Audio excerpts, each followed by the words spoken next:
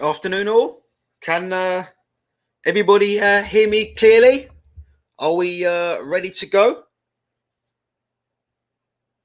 Let me know. Quick sound check. Let me know if everybody can hear me and we are ready to go. Seems like we are. Okay, right.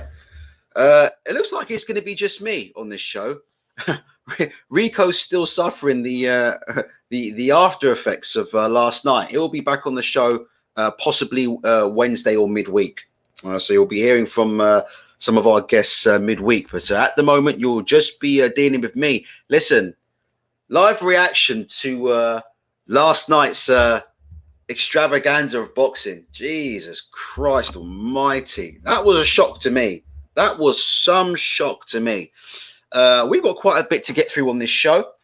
So let's get. Kev Ram says Rico is sore from laughing at Eddie. I don't know about that. You'll be hearing from Riku midweek. He has got some things that he wants to talk about. He just couldn't make it around in time for today. Man, there's been some serious fallout from last night. Let me tell you. I woke up. Let me just quickly say the life of a content creator. Do you know this morning, right? I woke up to a barrage full of abuse. This is something that we're going to talk about a little bit more when Riku comes on the show in midweek. But it started to become a bit of a disturbing trend because quite a few people that I talk to in the boxing game are starting to get a bit sick and tired of like the constant threats and constant abuse they're getting. Shout out to my man Dev Sani. You guys all know who Dev Sani is. He's the MC who does the Queensbury fights for BT Sport. He made a tremendous prediction here on the 25th of September. So 9 o'clock in the morning on the day of the fight, Dev Sani tweeted, "I have a feeling we're entering a new series of heavyweight fights tonight." He said Joshua versus Usyk, and Usyk beats Joshua. He says Wilder versus Fury 3. He thinks Fury wins that. He says Usyk Joshua rematch. Usyk wins. We get Fury versus White, Joyce versus Parker, and then we get Fury versus Joshua. So he made a lot of predictions, right? And he got the first one right. He predicted that Usyk would beat Anthony Joshua. The amount of abuse apparently that this man was being sent simply for giving his opinion on boxing is rather unacceptable. And that's something that we're going to have to talk about. Like I said, I'd rather do it with Riku, but something that we're going to have to talk about on a later episode. Because, like I said before, there are some sick people out there. And I think, like I said, I just want to make this clear because a lot of people who aren't content creators, right? A lot of people who don't create content for YouTube don't understand the mentality, yeah, and the mental illness. And that's what it is. It's mental illness that exists out there on the internet. I woke up to a barrage full of abuse about apparently I'm really a white person. I'm not a black person. What this has to do with boxing, I have no idea. But you just get these sick individuals. Can you imagine if you check these individuals' hard drives? Lord knows what you'd find on it. I mean, these people are absolutely and utterly, they have serious issues, that they really need to get those looked at by somebody. But just tell you now, man, you need to have thick skin when you're a content creator because, you wake up to some of the abuse all over an opinion on boxing. And like I said before, these people are so strange. They continue to watch every episode. But we'll have a quick chat about that midweek with Riku because I've spoken to a few people in boxing this week in particular around that Anthony Joshua fight. And there's a few people who aren't happy with some of the messages that they've been receiving on social media, some of the threats they've been receiving on social media from people. I think like people are starting to come to the consensus that something needs to be done, about people who start sort of behaving in this way. Do you know what I mean? Like, if you can't get shot, Boxing Matrix says boxing fans are toxic as fuck, blah, blah. It is getting a bit out of control. And I'm not the only one saying it, to be honest. Now, there's a few people who are just saying, look, starting to get a bit sick and tired of sort of, what's going on with these people. So, like I said, we'll talk about that in another episode. But it is what it is. Right. So Dev, shout out to Dev. He got this prediction. He got the first prediction absolutely bang on. Look, you know me. I think Wilder could knock out Fury. I don't know where Fury is in a minute, but I think Wilder can knock him out. So I think we could see a second upset in 2 weeks. Okay. So that's what I think about that. But shout out to Dev Sani because he put his neck out on the line there and he got literally crucified for it online for giving an opinion. But like I said before, the funny thing is, the same people who were sending him abusive messages and calling him names, right, are the same people that this morning, they're going to disappear, you see. They're not going to turn around and say, Dev, you know what? I apologize for sending you that abuse, Dev, because actually it turns out that you were right and I was wrong. And I think that's one of the worst things about these kind of people is that they love to dish shit out. But then when they're proven wrong, they just run off and disappear. Like I said before, serious mental issues going on in the boxing community at this moment in time. And listen, what do you think about this? This is something that's people are already talking about in the chat. I'm no fan of Eddie Hearn, but what do you think about this? I mean, there's a fan laying into Eddie Hearn. I think a fan calls him a pussy, and Eddie Hearn turns around and gives him a bit back. I have to say, look, you know, I'm no fan of Eddie Hearn, but for me, there's no place for this kind of stuff in the sport of boxing. I'm going to play the video. This is a fan video. Let me just shrink it down so you guys can see. What do you guys think about this? Let me turn the sound up.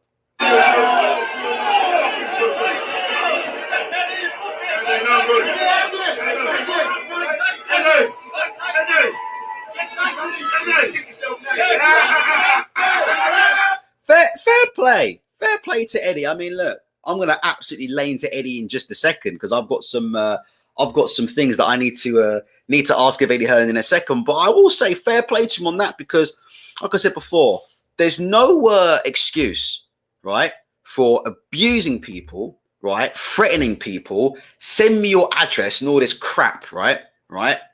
You know, you're not really this color of skin and all this rubbish over boxing, you know. And like I said before, something, you know, needs to be done, in my opinion, going forward now to sort of, well, I'm not going to give the game away now, but it's bad. It's a bad look for boxing and it's a bad look for these people, you know. There's no excuse for turning up drunk at events and giving abuse to people and giving abuse to promoters. So I'm not a fan of Eddie Hearn by any stretch, but I actually think, you know, he was well within his rights to do that. And I think this is something that should be happening more in the sport, to be honest. Mr. Anderson said that guy was lucky Iceman Hills didn't drill him. Obviously, Big Eddie Hills, innit? 4-0 is as Damien McGurk says. The man is 4-0 in amateur boxing. Still waiting for the video footage of Eddie Hearn's amateur boxing career. Apparently, Barry Hearn watched his son ringside have 4 amateur fights, but forgot to take a video camera. So we're still waiting for that footage after the best part of 25 years.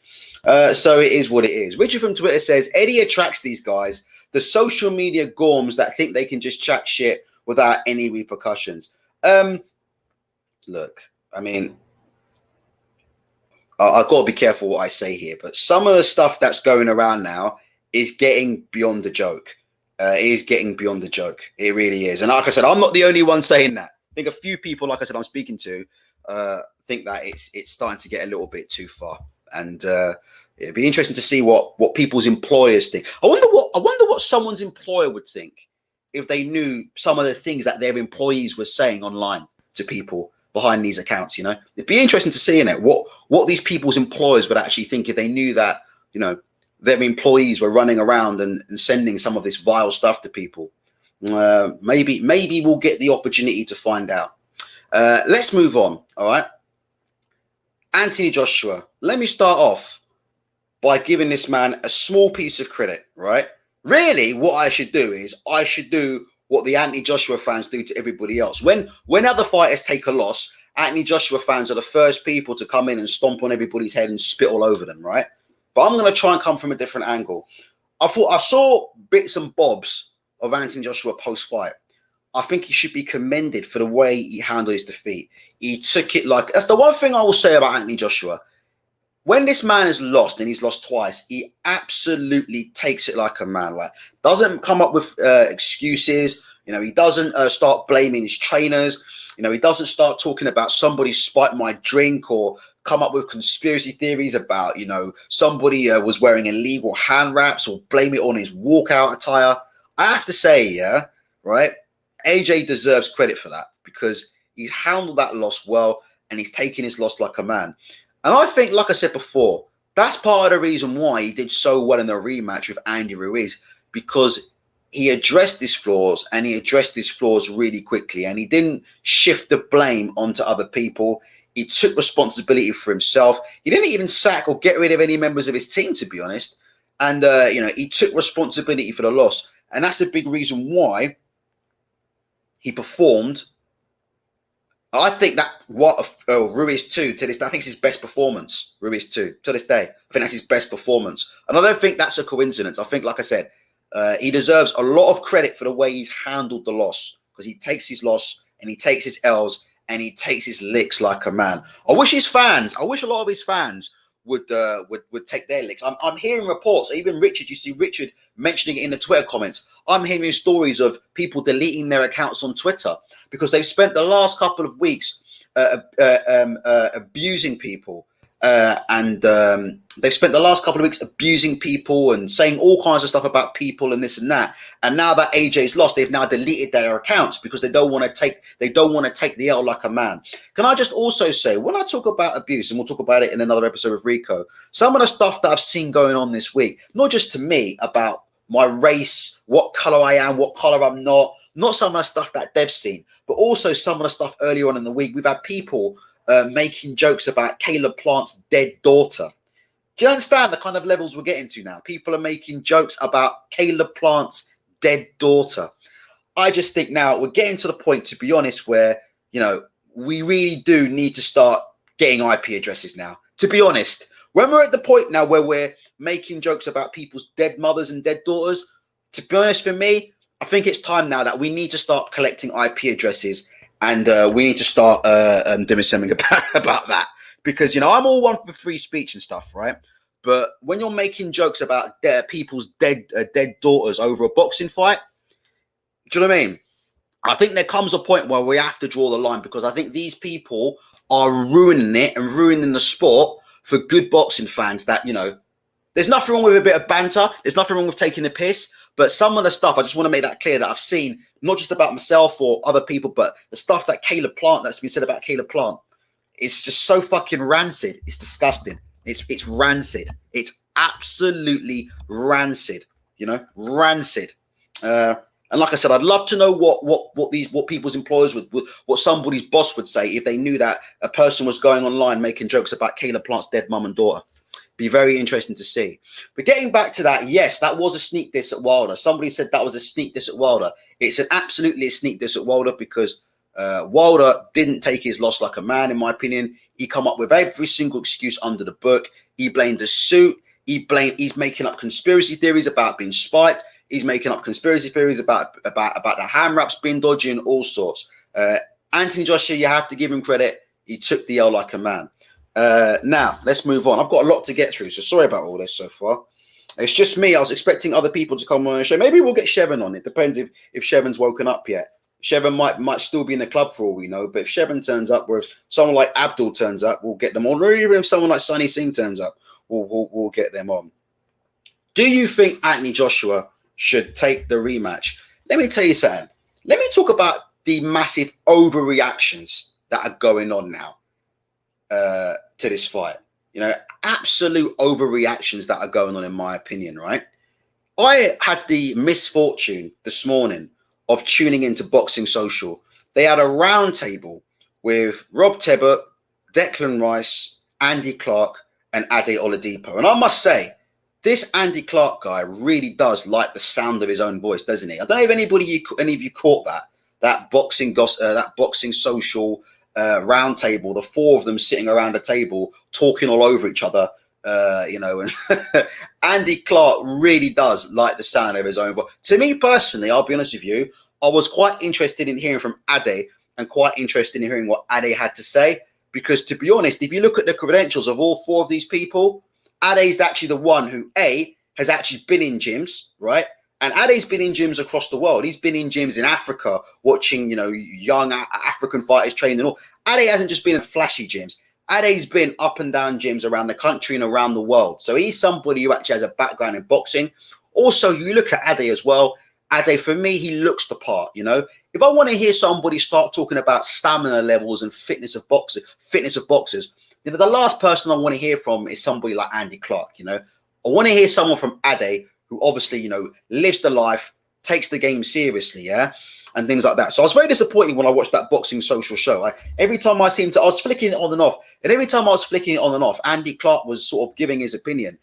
Fortunately, Andy, I didn't really want to hear anything you've got to say. And one of the things Andy Clark said, and this just shows you how stupid these overreactions are.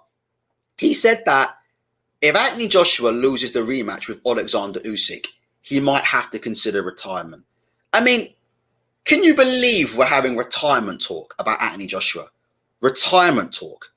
It just shows you what a joke the sport of boxing is. Because he's lost twice, one of his losses is to one of the greatest fighters of all time, yeah? Right? One of his losses is to a guy that's going to go down as one of the greatest fighters of all time. And the other loss was a shock defeat to a big puncher, which he corrected and he avenged. And they're talking about retirement. Anthony Joshua retiring. I just think it's bizarre, And like I said, the boxing media need to take a long look at themselves, because rhetoric like this and this kind of nonsense is the reason why we don't get big fights and why promoters are scared to make big fights happen. Why should Anthony Joshua retire if he loses again from boxing? If he feels that he's able to continue, he should continue. He's achieved a hell of a lot in his career. I can't believe I'm sitting here capping for Anthony Joshua, but it broke my heart to see these blokes. To see Andy Clark on anybody talking about what happened in the past with YouTube. Please don't talk about it. It's just going to be a ban. Thank you. People talking about Anthony Joshua should retire. It's bizarre. What do you guys think about that in the comment section? What do you think about that? We'll talk about the rematch in a second, but what do you think about Andy Clark saying that if AJ loses, that he might have to retire or he might retire? They did the same thing after he lost to Andy Ruiz. Well, Eddie Hearn was even saying it. Well, if he loses the rematch, he might retire. Why would he retire? Losing is a part of the sport. If he's not getting hurt badly, his eye socket, by the way, seems to be all right, by the way. He doesn't seem to have a broken eye socket. We'll talk about that in a second. But if he's not getting beat badly and he's competing at the highest level, why should he retire for? If he enjoys fighting, if he enjoys it, he should continue to fight. It's not for the media to turn around and start bringing up retirement scenarios on behalf of Anthony Joshua. Just think some of these guys in the media are a laughing stock. Again, you need to look at UFC. Does this happen in UFC? Well, if he loses, he needs to retire. On the night, he lost to the better man. If he's still able to operate at the high level, you dust yourself off and you go again. Simple as that. Where does this nonsense come from? And like I said before, I'm surprised. I'd like to hear a lot more from Addy about this and less from guys like Andy Clark. Less from guys like Andy Clark. M.A. Khan says, typical boxing fans, this is why fights don't get made. Exactly. This is why the big fights don't get made. He's had 2 losses. He's an Olympic gold medalist. He unified the division. He's a 2-time heavyweight champion of the world. And he's only lost twice. And he's like 31, 32. And we're talking about retirement. It's just bizarre. It's fucking bizarre. It's bizarre. That's my point. Drop me a comment now and I'll read your comment. What do you think about that? I think it's bizarre. Kwasi Din says because it looks like his heart isn't in it no more. Well, I disagree with that. We'll talk about that in just a sec. We'll go into Dillian White's comments. Dillian White is saying that Anthony Joshua just doesn't have the dog in him anymore. Look, we can talk about that in a second. But for me at the minute, there is no sign that I can see whatsoever that Anthony Joshua should be retiring. Plain and simple. Not off that loss. There's plenty of corrections that he can make. Now let's talk about his reaction to the rematch, right? I'll flip it ever so slightly. I don't believe he should retire. I don't believe he should retire even if he loses to Usyk. And I think he's got a very, very good chance to beat Usyk in the rematch. But I have to say this. In the post-fight interview, did I hear Anthony Joshua turn around and say that he was winning the fight up till round 8? Do you know what we said yesterday when Ingram was on, right? And if you didn't catch last night's live reaction, probably the best live show we've ever done, ironically, I would say. Probably the best live show we've ever done, I would say. Ingram absolutely on fire.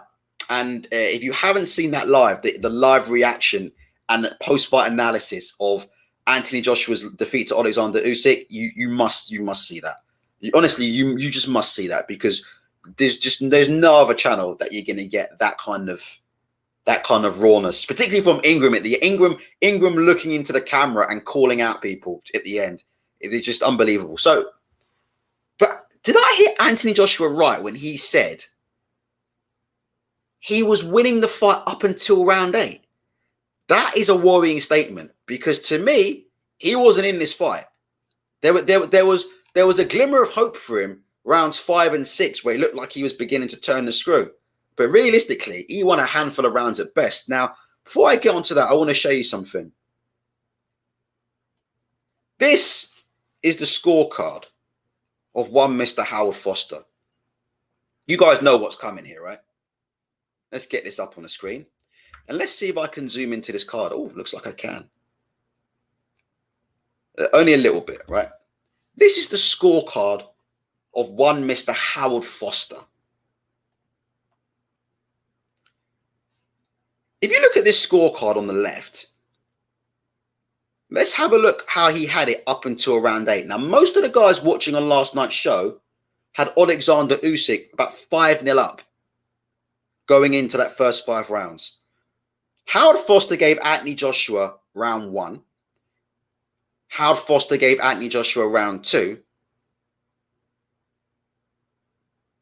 Howard Foster then gave Anthony Joshua rounds 5 and 6. So Howard Foster had Anthony Joshua 4-2 up after 6 rounds. Now, to have AJ up 4-2 after 6 rounds, not only is that bizarre, but that round 1 score, how on earth can any living, breathing mammal with 2 eyes, 2 ears, a nose, a mouth, a set of arms and legs give that first round to Anthony Joshua? I mean, you guys know, right? I'm not a big stickler for CompuBox stats, but I did look them up last night, because I was doing a little bit of analysis here on how often Anthony Joshua threw the jab, and it turned out that CompuBox proved my analysis completely and utterly wrong. So Ultratech Sports wrong yet again, surprise, surprise. But guess what? I don't disappear like the other channels do. I still come on here and make shows, right? We'll talk about that another time.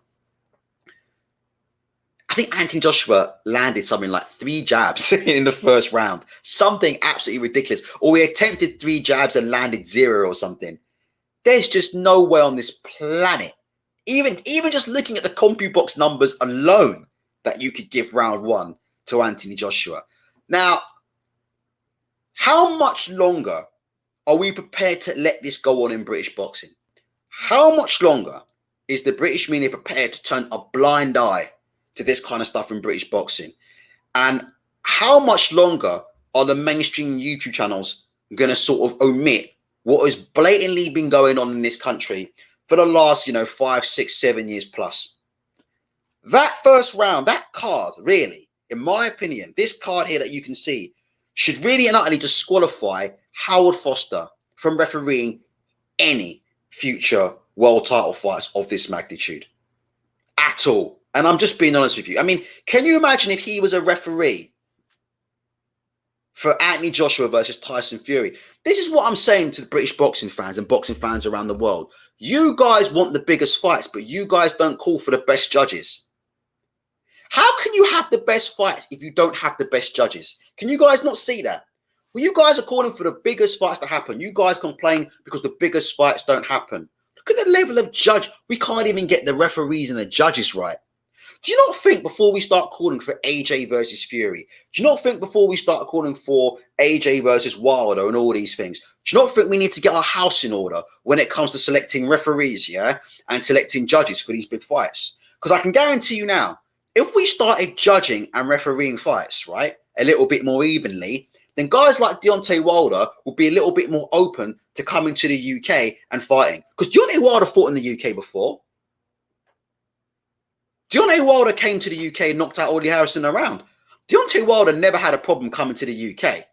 Just to say, people saying Wilder's scared to come to the UK. No, he didn't. He came to the UK before and sparked out Audley Harrison. The difference was when he came to the UK, he thought he was going to get a fair shake on the refereeing and he thought he was going to get a fair shake on the cards. Now, you tell me, why would elite level fighters come and box over in these countries and box on these shores when they can see scorecards like this? Somebody tell me that. Somebody tell me how that makes UK boxing look.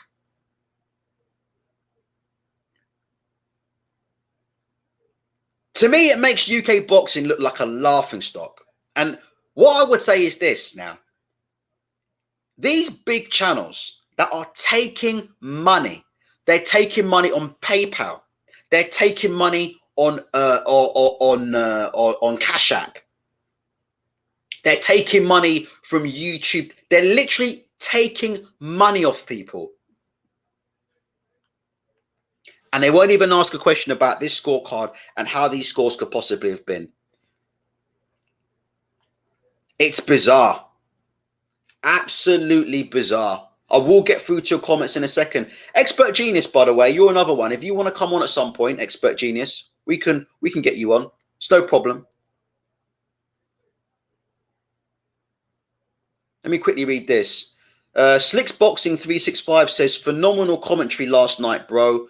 Let's not be confused by the corrupt judges. 115, 113, Howard Foster says it all. Usyk wins by KO in the rematch, as AJ will be wide open going from the KO and will gas. We'll talk about that right now. But let me just say this right now. Let me make that clear, right? I'm not asking for a witch hunt of Howard Foster. I'm not asking people to send any abusive messages to Howard Foster. I'm not asking for any of that. But what I'm going to say is this, and then we're going to move on to the next topic. How much longer are we going to have to sit and talk about the same? Have you not noticed it's always the same names, though? Can you guys not notice this? It's always the same names. Howard Foster, Victor Lachlan, Terry Oak. It's the same every single week. We're sitting here and we're talking about the same names every single week. It's so bad. We're making running jokes, aren't we? Before the fights, we're actually having a laugh. We're saying it's Howard Foster scoring the. We're actually having laughs. Yeah, Neil S says Ian John. It's the same names. Every single week, it's the same names. And for me, like I said before, it's not for these fighters. I don't want these referees to get harassed and targeted. For me, it's for the media. It's for people like Boxing Social. It's for people like IFL TV and these channels. Because for me, listen, let me just say this and then I'll move on. When you start taking people's money, that's where the line is drawn. Why do you think I've never, ever monetized this channel? Ever. Why do you think there's never, ever been a single advert ever in the history of this channel? Why do you think I've never taken a single penny ever running this channel? Ever. Why do you think I've never taken any money? Because when you start taking money off people, the game changes. When you start making a living out of doing this, the game changes. In my opinion, you have a responsibility then when you start taking currency, when you start taking people's hard-earned money, then you have a responsibility now to start reporting, and you have a responsibility to start holding yourself to account and hold other people to account. So I'm expecting questions from Coogan, Boxing Social, and those other YouTube channels on there. They know who they are. I'm expecting to see questions next week across YouTube about this scorecard from Howard Foster. And I expect questions to the BBOC, to anybody who interviews Matchroom, about how can these people be allowed to continue.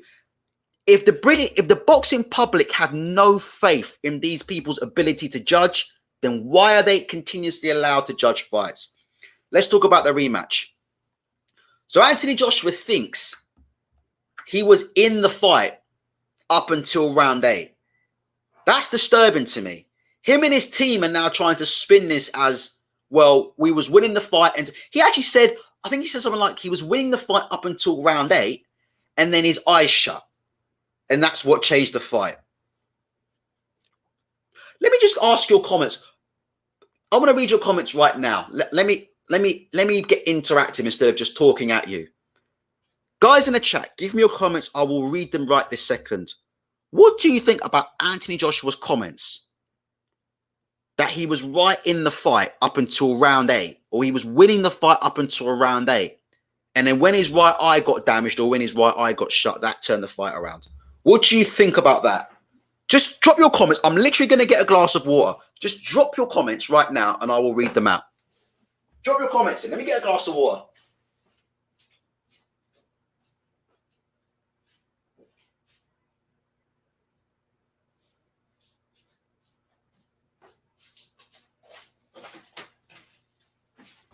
Hey, Abdullah's here. Yo, Abdullah, let me tell you, bro. Abdullah, if you want to come on, let me know. Abdul, let me know. You're gonna have to send me an email though. I don't want to share the link anymore because there's just too many nut jobs out on the internet right now. But Abdul, if you want to come on at some point, let me know. Yeah, okay, he's at the gym. Yeah, don't rush, Abdul, because I'm having a little bit of fun by myself right now. But like I said, if I'm still on in half an hour, 40 minutes, just give me a buzz, yeah? If I'm still on, then we'll get you on.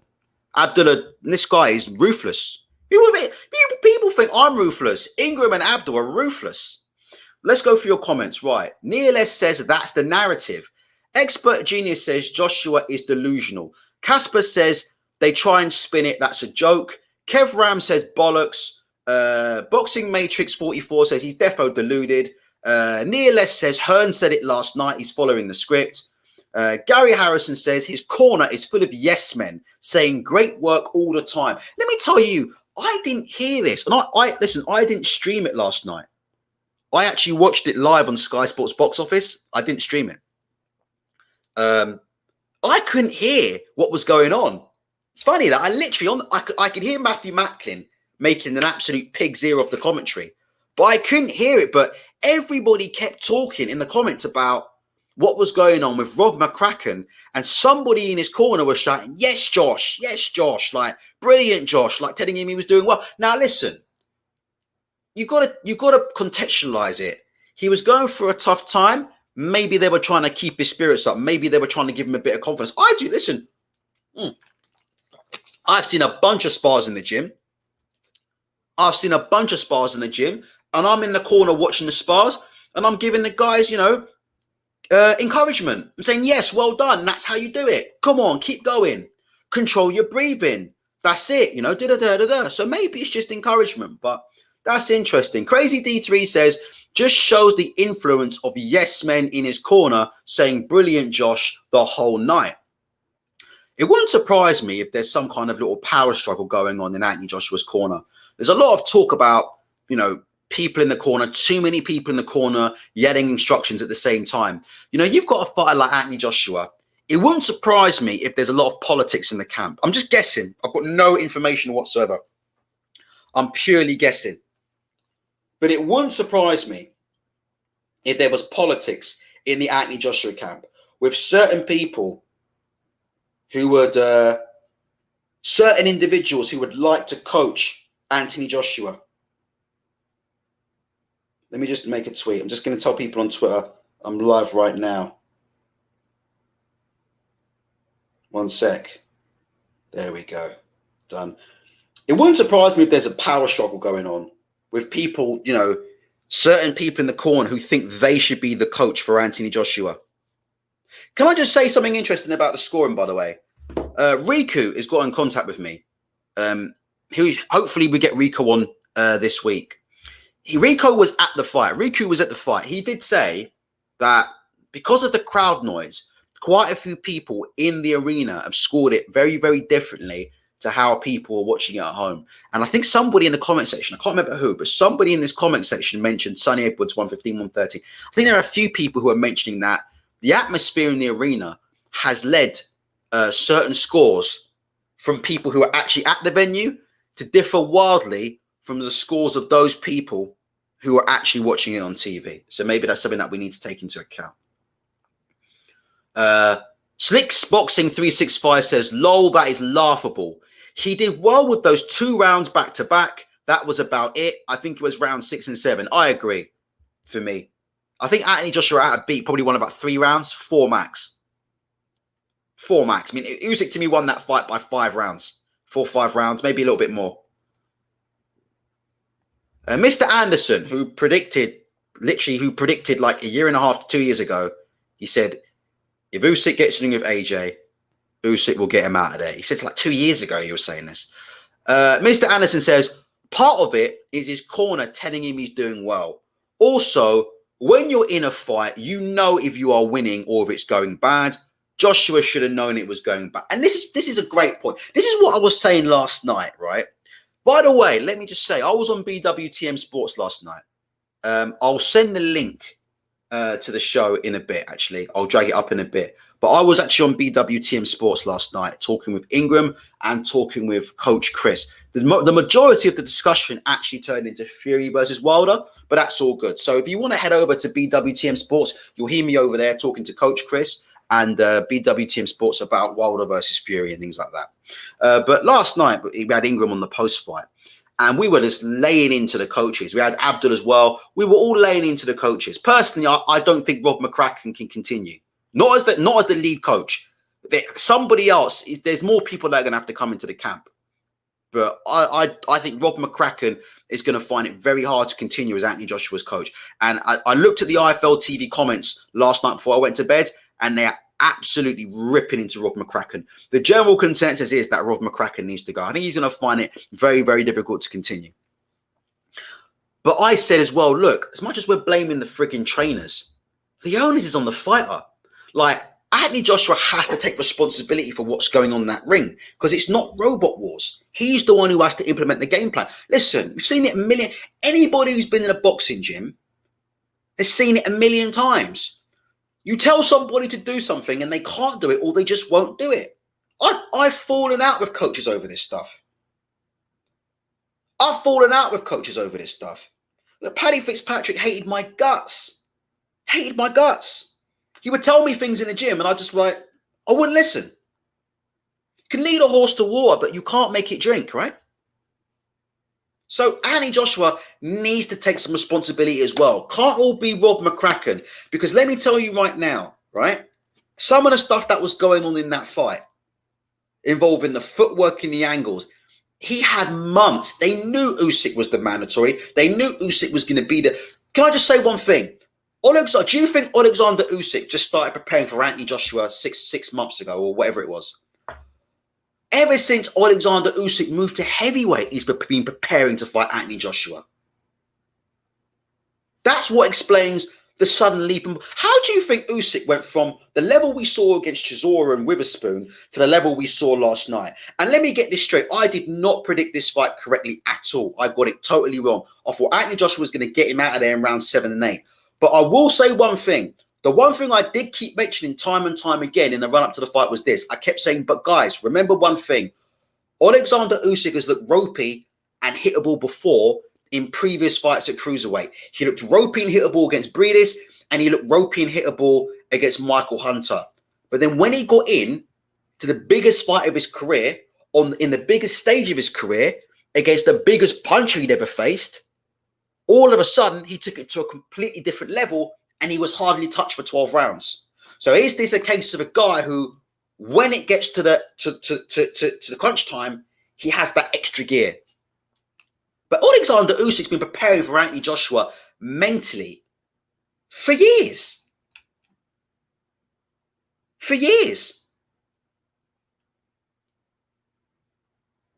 Anthony Joshua's made big mistakes in that ring last night. We'll talk about those in depth in a second. Let's get some more of your comments. Sorry. Hold on. Let me go back to some more of these comments. Keeping It Real says, AJ was gassed out from round 3. And this is another thing, Keeping It Real, that people aren't bringing up. This is what disturbs me about the whole talk about AJ was winning the fight up until round 8. And he just, he lost and Eddie Hearn is spinning this BS narrative that AJ lost the fight in the last 4 rounds. Let me tell you something. He's the unified heavyweight champion of the world For the last 6 months straight, I've been hearing about how he's going to stop Tyson Fury, destroy Tyson Fury. He's going to destroy Wilder. He's the best heavyweight. Ultra Tech, you don't know nothing about boxing. Ultra Tech, you're not really black guy. Ultra Tech, we hope you commit suicide. Ultra Tech, we hope your antidepressants don't work and you go and hang yourself because you've got a different opinion on boxing. Right? So this is what we've been hearing non-stop for the last 6 months. This guy stepped in the ring with a frigging cruiserweight and he was buzzed off his tits in round 3. Derek Chisora wasn't as badly hurt as Anthony Joshua was in this fight. He's the unified heavyweight champion of the world. And he's been getting buzzed in round 3. Why is nobody mentioning that in their post-fight analysis? Like, do you guys not think that's disturbing?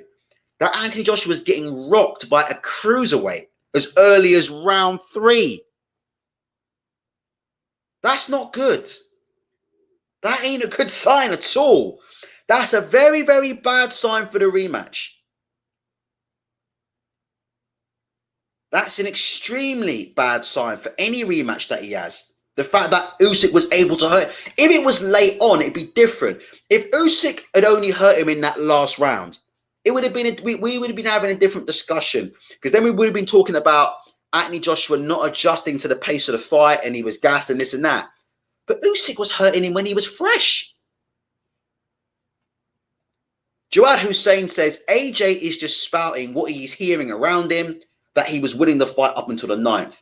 The Shadow Projects Limited, who from a distance looks very strangely like Josh Taylor, says he can't come back from this because he's delusional and only wants the huge fights. Any of the top guys would beat him now. He is totally gun shy. Should have been on the front foot and in post size. I disagree with you on that. I think Anthony Joshua can become the heavyweight champion of the world. And I honestly believe that if he gets the game plan right, he can stop Oleksandr Usyk in a rematch. Book me down as saying that. And I'm supposed to be the AJ hater. Bizarre that, isn't it? Or do I just call it how I see it? I think if he corrects the mistakes, he absolutely can win the rematch. Absolutely. He's already watched the fight back. I promise you, there's nothing that he's going to see on that tape that's going to make him think he's got no chance in the rematch. He made way too many mistakes in the ring for that. He made way too many mistakes in the ring. And that's not taking anything away from Usyk at all, because Usyk made him make those mistakes, right? But if you're Anthony Joshua, you need to start saying, look, when I'm having difficulty establishing my jab, what's my plan B? We spoke about this last night in the gym, right? We spoke about last night what we do in the gym, right? For me, I never boxed, right? I did a bit of sparring and that was it. Excuse me, I just need to shit my guts out. Give me 1 sec. Oh my gosh. Last night's chicken tikka masala coming back to haunt me. But like I said, when I used to spar, right? I used to get them with bigger, and I never used to spar hard. I very rarely used to wear head guards. I hate head guards because I can't see out of the damn things. I literally, honestly, I'd rather go into a hard spar without a head guard than with one. I hate head guards. I can never see clearly out of them. But we spoke last night, right? When you're dealing with a bigger, taller fighter and you can't get the jab off, right, because there's a problem, you need to have a plan B. My plan B was always go to the body. That was always my plan B. If I had problems getting my jab off, we start looking to the body and we start feinting to the body. We start feinting like we're going to go to the body, because what we want to do is start bringing the opponent's hands down. We start going to their body, their hands come down, then we start trying to reestablish the jab to the head. There has to be a plan B. No plan B last night from Anthony Joshua. What on earth has been going on in that camp? We'll go through some of your comments. UK Daniel says, Eddie has good new judges for rematch. Drew Peacock, Jack Mehoff, and Phil McCracken, all UK judges. Charlie said, if Joshua would have won the last round, the decision could have been different because the corruption is real. Thomas Williams says, reckon yes men in the corner, but maybe he was holding back in the first rounds to make sure Tank lasted and he was going to his plan until that happened. Let's have a look here. Neil S. Neil S. is talking about the corner screaming, brilliant AJ, as he was hit by yet another left hand. Maybe they were just trying to motivate him. We've got 154 people in the room now, so the numbers are going up, but we've only got 28 likes. I think, look, whether you like me or not, whether you think I'm really black or not, whether you think I deserve to die or not, for having a different opinion on this fight, I think you can agree that the content that we've delivered recently has probably been as good as any content you'll find out there. We had nearly 200 people in the live last night.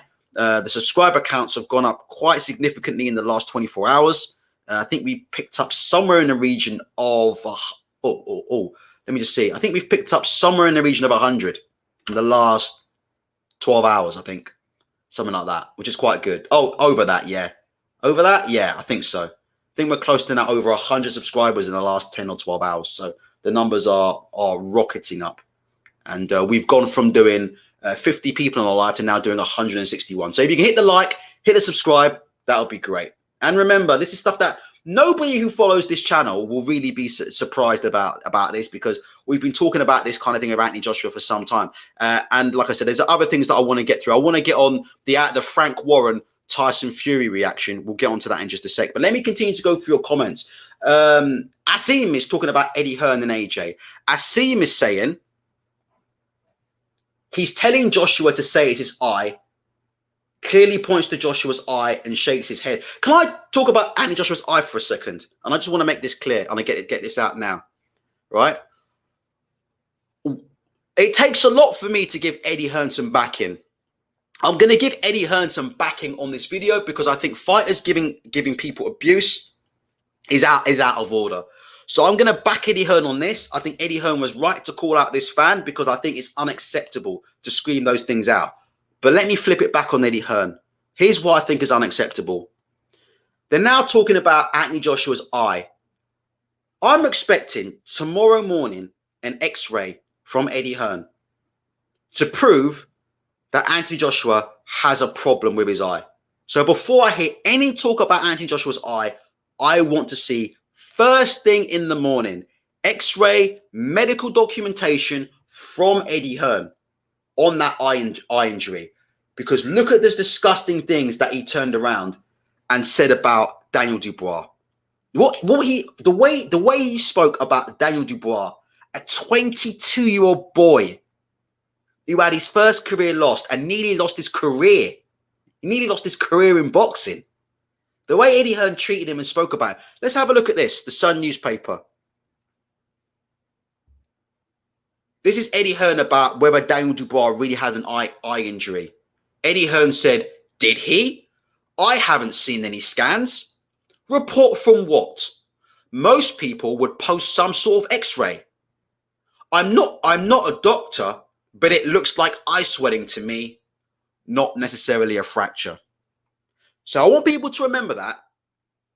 Eddie Hearn pissed on the grave of Daniel Dubois. He disputed that Daniel Dubois had a fractured eye socket. He said he's not a doctor, but then made on to diagnose it as eye swelling. And he said that, insinuated that he needed to see some form of medical proof or proof of medical records before he would believe that Daniel Dubois really had a fractured eye socket. That was a 22-year-old boy. A 22-year-old boy. Do you know how disgusting that is? Do you know how disgusting that is? 22-year-old boy. He made those comments about that boy. That boy Daniel Dubois never did anything to Eddie Hearn. Daniel Dubois never said a bad word about Eddie Hearn. But you basically turned around and accused him of being a liar. Or you basically turned around and making comments about, well, he quit, he didn't fancy it. So let me tell you, Eddie Hearn, first thing Monday morning, I want to see Anthony Joshua's scans. First thing in the morning. And Kugan Cassius, I want to see Kugan Cassius get on Eddie Hearn's neck and ask him for them scans. Where are those scans at? Where are them scans at? Where are them medical scans at? I want to see them scans first thing Monday morning. And until I see them medical scans, I don't want to see nothing about Anthony Joshua's eye. Because the way they threw Daniel Dubois under the bus was disgusting. The man was 22. He was basically a child in a boxing ring who nearly lost his career. And you're pissed and you spat on him and said he was a liar and said he just didn't fancy it. And 12 months down the line, you're now crying about AJ's eye injury. Give me the X-rays. Let me move on from that before I get myself in trouble. Give me them x-rays ASAP. I expect IFL TV to be on it first thing in the morning. Where are the x-rays? I don't want to hear no excuses. Them channels that have got 50,000 subscribers, they know where they are. Where are the x-rays? You're taking money from people. You're making a living from this. If you're taking money from people, deliver a certain standard of journalism and ask the right questions. Disgusting. Absolutely disgusting. Let's go back to your comments. Guys, if I'm not reading out your comments, you can type them in twice. I'm really struggling because normally I'd have another person with me so I could go through the comments and stuff, but it's just me doing this alone. And there's between 180 and 200 people at the minute right now. We're very busy. Hit the like button, hit the subscribe button, and I'll try and get through as many comments as I can. If you have to type your comment in a couple of times, type it in. Let's have a look. Somebody said about Frank. Now, let me tell you, I'm supposed to be on the Frank Warren payroll. Somebody mentioned Frank Warren's prediction for this fight. Here we go. To be honest, Ultra, did Frank get his prediction spot on? He absolutely did. When Frank Warren gave his prediction, Frank Warren said, if it goes 12 rounds, Usyk will get the decision. I said Frank Warren is crazy. I said there's no way Usyk's getting a decision in the UK. There's no way. Frank Warren was right. Frank Warren said, if it goes 12 rounds, Usyk will get a decision. A bit like how when it's a bit like how, hold on a minute. It's a bit like how when Tyson Fury was 400 pounds, overweight, addicted to drugs, and trying to kill himself, it's a bit like how Frank Warren was going on IFL TV and saying Tyson Fury is still the best heavyweight in the world. Do you remember that? Round about the time where Eddie Hearn was saying Fury will never return to the sport. Does anybody remember those interviews from Eddie Hearn on IFL TV where he said Tyson Fury probably won't even return to the sport? Do you remember that? It's funny how things change around here. I remember Frank Warren in the interviews when Fury was 400 pounds saying he's the best heavyweight in the world. It's funny how things turn around, isn't it? Strange that, isn't it? Let's go through some of these comments. Boozer Store says, we're all, I can't understand this. I'm going to paraphrase it. We've all called out the death of Matchroom a few times prematurely, but this is a big blow, mate. Look, this is not the death of Matchroom, but Matchroom has been on the decline for some time, and it's only going to get worse, in my opinion. Now, having said that, let me tell you this. If DAZN buy out BT Sport and get exclusive Champions League rights and get some Premier League rights, then DAZN are right up there with Sky, and we're having a different conversation. But I'm just being honest, right? Matchroom are on the decline. They've been on the decline for a while. And to be honest, like I said before, and I'll say it, look, the biggest star at Matchroom other than Anthony Joshua is Eddie Hearn. Does anybody in the comments dispute that? Who is the biggest star in Matchroom right now other than Eddie Hearn? Other than Anthony Joshua? I think it's Eddie Hearn. And I think that tells you that there's a problem. That's my opinion. So I do think Matchroom's on the decline. But as TMT says, I think UK boxing's on the decline. Queensbury ain't looking too hot at the minute either. Look, Queensbury might not even have a TV deal in the next couple of months, right? Queensbury might not even be on BT Sport in a couple of months. So look, British boxing's in trouble, but I've been saying this for some time. Fight Film, I owe you an apology. Now, this guy owe an apology. Now, Fight Film said that Gassiev hits as hard as Anthony Joshua. Now, I still don't believe that. But Fight Film came on in the pre-fight preview and he said, Ultra, look, you have to factor this in. Gassiev hits as hard as AJ. I said you're smoking crack. But a few people said that Chris Arreola has sparred with Gassiev and Chris Arreola has sparred with Vitaly Klitschko himself. And Chris Arreola is on record as saying that Gassiev is the hardest puncher he's ever faced in the boxing ring, ever. And you saw how Usyk dealt with him. So Fight Film, while I don't agree with you, I owe you an apology. I'm happy to admit I'm wrong. On this channel, we don't do disappearing acts like what the other channels do. The other channels do disappearing acts. You can't find them in a minute. Disappeared, innit? Disappeared. They're not going to do a live show and answer questions. All they're going to do is disappear until AJ wins the rematch. And then they're going to come back on with it. That's what's going to happen. Have you noticed that the AJ Fury talk has completely died now? Have you heard any talk about AJ Fury? All that talk's finished now, isn't it? They've disappeared. They've disappeared. Until AJ wins the rematch and then they're going to pop back up again. But you know what these people are? They can't take L's like a man. Take your loss like a man. We all get beat sometimes. I get beat. I take an L every single day I wake up. I take L's. I've got people that wish I was dead for saying that Tyson Fury will beat Anthony Joshua. Right, hold on a minute. Samuel Viney says you did disappear though. Did I? Was that? Oh, I see. Right, I see what you're trying to do there. Right, okay, I did disappear though. Yeah, I was hiding. Yeah. Definitely not social media playing a part in that. But that's okay. That's what the block button's for. Abdul, can you email me at ultratechsports@gmail.com, please? Abdul, can you email me? And you will get the link to come on. Let's continue with the show. I'm just trying to go through these comments here. Let me read some comments. Yo, Ultra, 224 people. We've got even more people now than we did last night. Hit the like button, hit the subscribe button. Yo, Ultra, did you see AJ in the corner between rounds panicking? And they kept having to tell him to calm down. It looked like an anxiety attack. You were right about his mental state. Look, I know about panic attacks. Listen, I've had panic attacks so bad that I've been taken to hospital. And it's because when you have a really bad panic attack, it's very hard to tell the difference between that and a heart attack. So I've had to go to hospital because I've had the symptoms of a heart attack. And it's turned out a couple of weeks later that it might have been a panic attack. I've been taken to hospital in an ambulance, and I've been given echocardiograms, chest X-rays, and a lot. Chest X-rays and a lot, because panic attacks can mimic the symptoms of a heart attack quite well. And let me tell you, I wouldn't wish that on anybody. So if Anthony Joshua is going through that, my heart goes out to him. You know. It was never about Anthony Joshua being a bad person. It was always about his abusive fan base and his abusive promoter. It's never about Anthony Joshua being a bad person. It's about his abusive fans who have disappeared, and it's about his abusive promoter who accuses other fighters of making up injuries and such. Looking forward to those IFL TV interviews this week and looking forward to some apologies to Daniel Dubois. But I believe Anthony Joshua does have some mental demons, which all fighters do. That's not new. But let me just put this out, right? And I said this last night.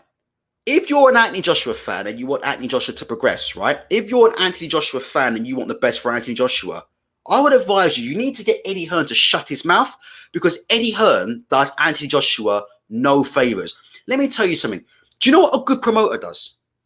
A good promoter takes the pressure off his fighters. Yeah? That's what a good promoter does.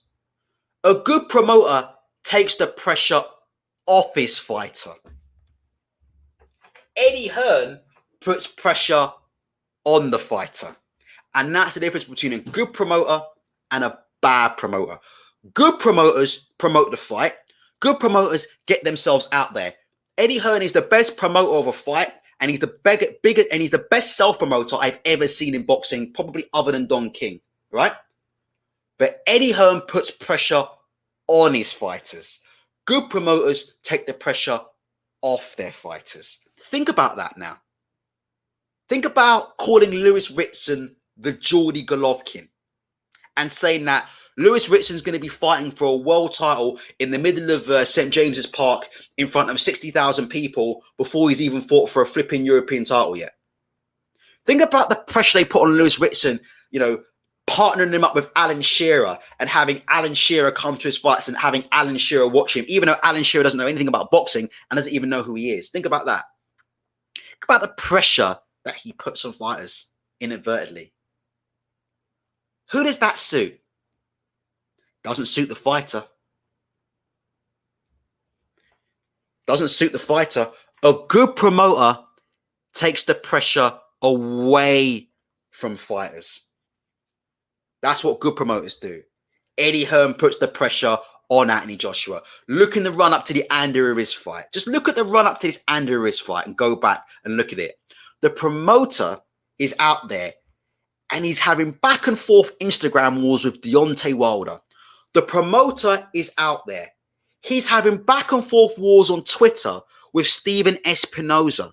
His biggest fighter is about to have his American debut against a guy who's a dangerous puncher who's just come in at X amount of weeks' notice. And the promoter is on Instagram and the promoter is on Twitter arguing with Steven Espinoza. He's arguing with Richard Schaefer. He's arguing with flipping Frank. He's arguing with Bob Arum. How is that good for the fighter?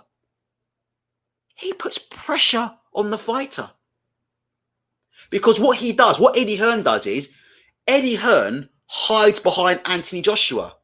Eddie Hearn runs his mouth on social media and then puts the pressure on Anthony Joshua to go out there and cash checks that Eddie Hearn's ass can't write.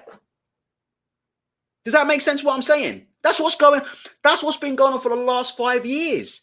Eddie Hearn's been running his mouth on social media.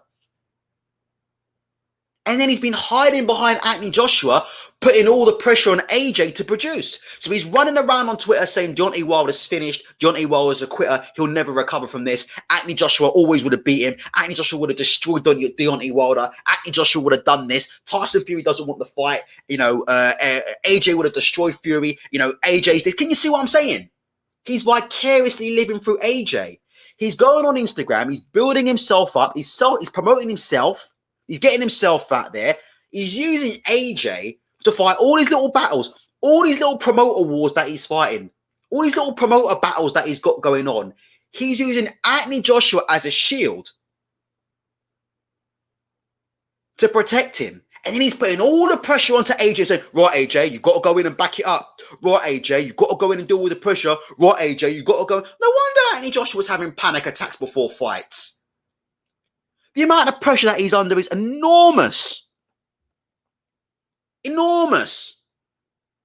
I was absolutely shocked to hear that he signed that lifetime deal with Matchroom. Bizarre. The pressure they put him under is enormous. No wonder he's mentally stressed out. No wonder he's having to see a sports psychologist before fights. How can that be good for any fighter? Can someone explain that to me? Even the people who think that I deserve to die for having a different opinion. Can somebody explain how that's good for any fighter? But this is the stuff that I've been trying to explain to Anthony Joshua fans for the last 5 years, and they don't get it. Abdul's is going to be coming on the show. Let me check my email. I'm about halfway through the show. There's a bunch of stuff that I want to talk about that I haven't even got around to talking about. We've got 205 people in the chat right now. Right, I think Expert Genius is going to come on as well. He wants a link. So we're going to get some guests on. So let me tell you something right now. If you've just joined, we ain't even started yet. We've got guests that are going to come on. So I'm just going to get the link out to a few people. Give me a sec. I've got Expert Genius getting a link. And I've got Abdul getting a link. So those links have been sent out. Let's just see if anybody... Real One says, Ultra Tech, it's just boxing, calm yourself. Bro, I'm calm. But Real One, can I ask you an honest question? Genuine question from the bottom of my heart. Why would you continue to listen? Just don't listen. It's easier, isn't it, for you? If you don't like it, there's so many other YouTube channels out there. Go somewhere else. Well, why continue to listen? There's no point, is there? And that's why you people make yourselves look a bit silly. Because you just don't click off. That's my opinion on that. And that's the last one of those I'm addressing. Gary Harrison says 200 people. Listen, I'm really appreciative of the 200 people that are in this chat. I appreciate every single one of you. It's been a very, very, very, very tough period for me personally, because let me tell you something before we get our people on, right? There are a lot of channels out there who are claiming that they're fucking, what are they claiming? These channels out there that they're claiming, they're going against the grain and stuff like that. We're telling it how it is. Ask yourself the following question. Let me just ban a few people. Who is the one who gets constantly targeted by social media? That's the question you need to ask yourself. When you're asking yourself about which channels are really telling it how it is, ask yourself, who is the one who's getting repeatedly targeted by social media and who's not? And that will tell you right now who's really telling it how it is and who's not. That's all you need to look at. That's all you need to look at. Look at who's being targeted by social media companies and who's not being targeted by social media companies. And that will tell you all you need to know about who's telling the uncomfortable truth and who's not. Simple. You know? Let's get Abdul on. And Expert Genius, let's get you both on. I tell you what, Abdul, let me just mute you first. I'm going to mute you, but I'm going to bring you in. Abdul's a savage. You guys think I'm bad. Abdul's a savage, man. You bring in Expert Genius first. Because I know once Abdul gets going, it's a wrap.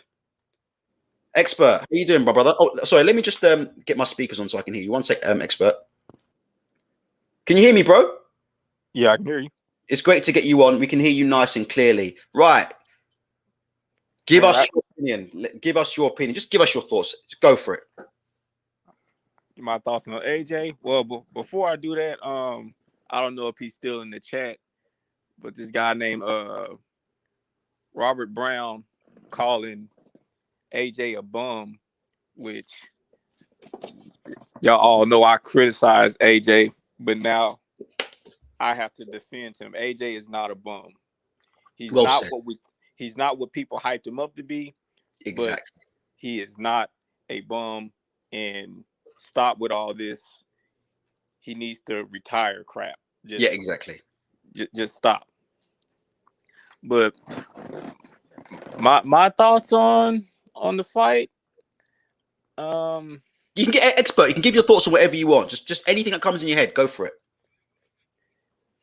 AJ needs to work on his mental. He seemed a little gun shy after the third round. He really needs to work on his mental and get rid of Rob McCracken, because Rob has taken him as far as he can. I know AJ is a loyal person, but that loyalty is not helping you. He needs a new team around him. And if he doesn't get that, I do not see him beating Usyk in a rematch. I'm listening, brother. You're making sense. Don't listen. Don't pause thinking that, we don't agree with you. Spit it, man. Give your opinion. I was seeing what your take was. That was my opinion right there. Well, you know my take on it. I agree with you, man. I agree with you. 100%, Let me throw something at you, because I know you're a Wilder fan. Anthony Joshua versus Deontay Wilder. Does what you saw last night confirm in your head that Wilder would have wiped him out? I think it's a 50-50, because I'll be honest with you. I think that, like I said, Wilder gets hurt like he did by Luis Ortiz. You see how Luis Ortiz let him off the hook, or you see how Luis Ortiz couldn't finish him? Let me tell you, if he ever got hurt like that against Anthony Joshua, you better believe Anthony Joshua is going to finish him in that fight, in my opinion. But let me put something to you about Anthony Joshua's mental, right? We spoke all week about Anthony Joshua at the press conference, right? The dapping, him and Usyk dapping each other up, taking selfies, all this kind of stuff, right? Yeah. And I just think Anthony Joshua, for me, like I said, I think he does a lot of that stuff to make him feel very comfortable. Now, one thing about Wilder is Wilder would have made him so uncomfortable in the run-up to the fight, because Deontay Wilder talks nothing but war talk. Deontay Wilder talks Mortal Kombat talk before the fight. He'll talk about, I'm going to rip your head off. He'll talk about, I'm going to try and kill you in the ring. He's going to talk about, you're going to go out missing. He comes up with some serious level talk.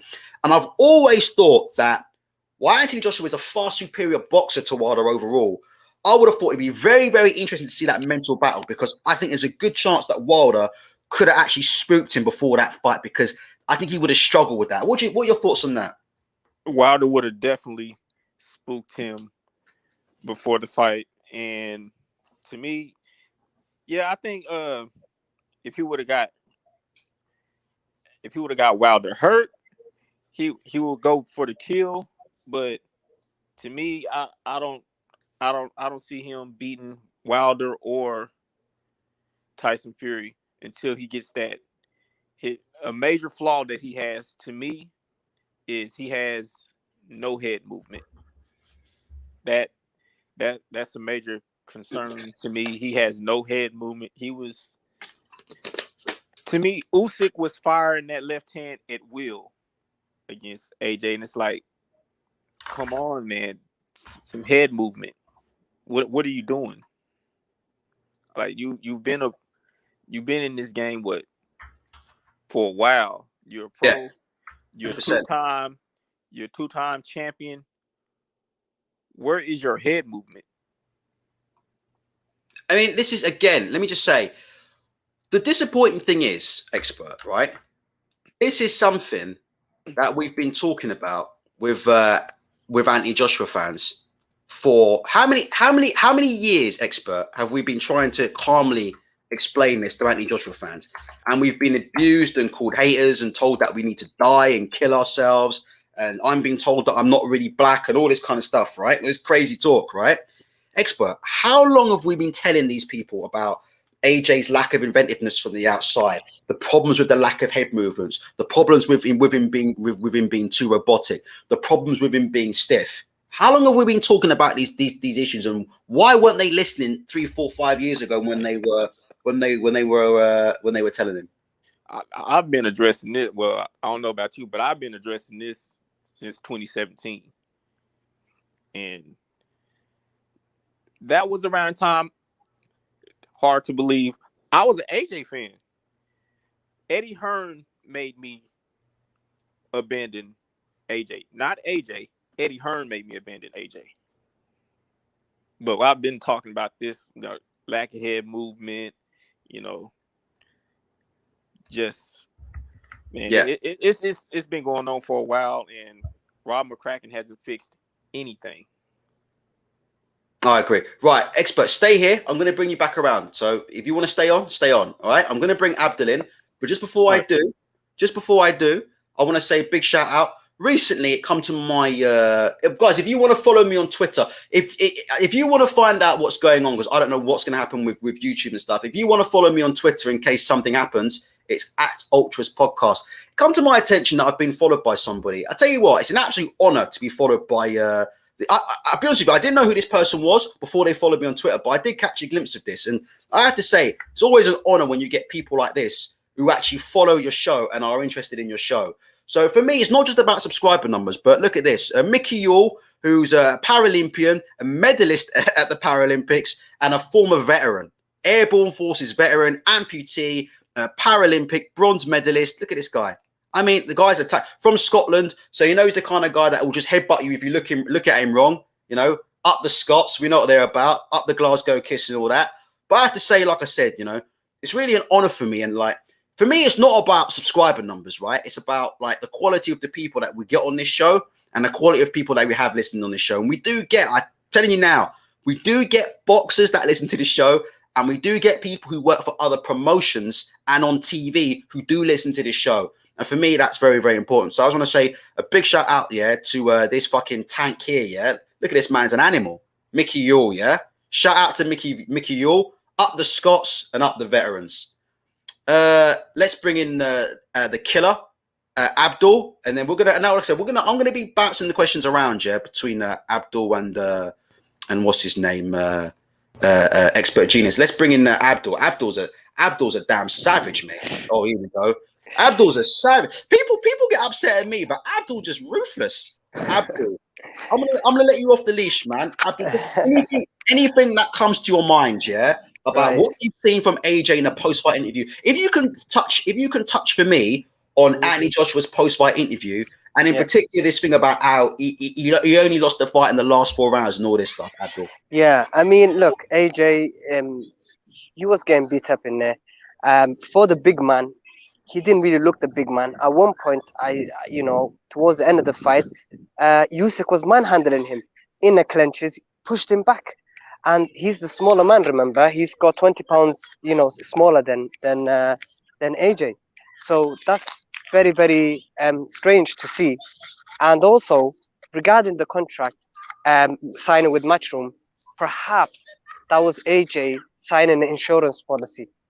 It was very strange that he signed on the fight week.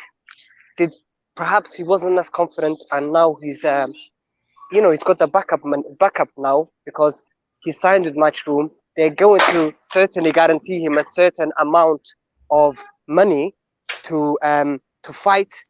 So whether he loses the belts or whether he has the belts, I'm sure there's some certain guarantees in there for him which is why I assume he signed this lifetime deal in the fight week. It's very strange. You never usually sign a contract on fight week. You never Mm. you're too busy doing other stuff. So that was very strange when I saw that. Actually, Regarding Abdul, let me just jump in there as well. yeah.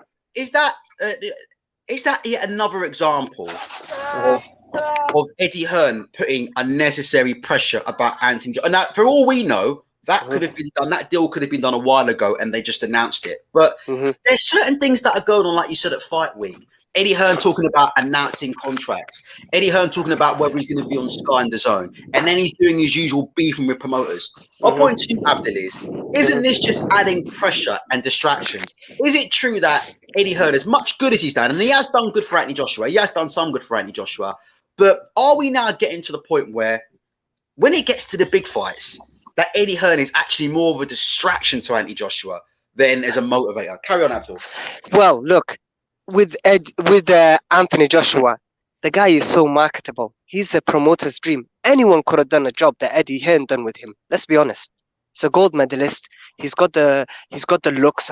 Got a lot of female admirers who buy tickets and are interested in him.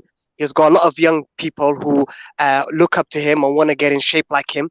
So he had all the ingredients there. He took over the Hugo Boss contract once Vladimir Klitschko lost.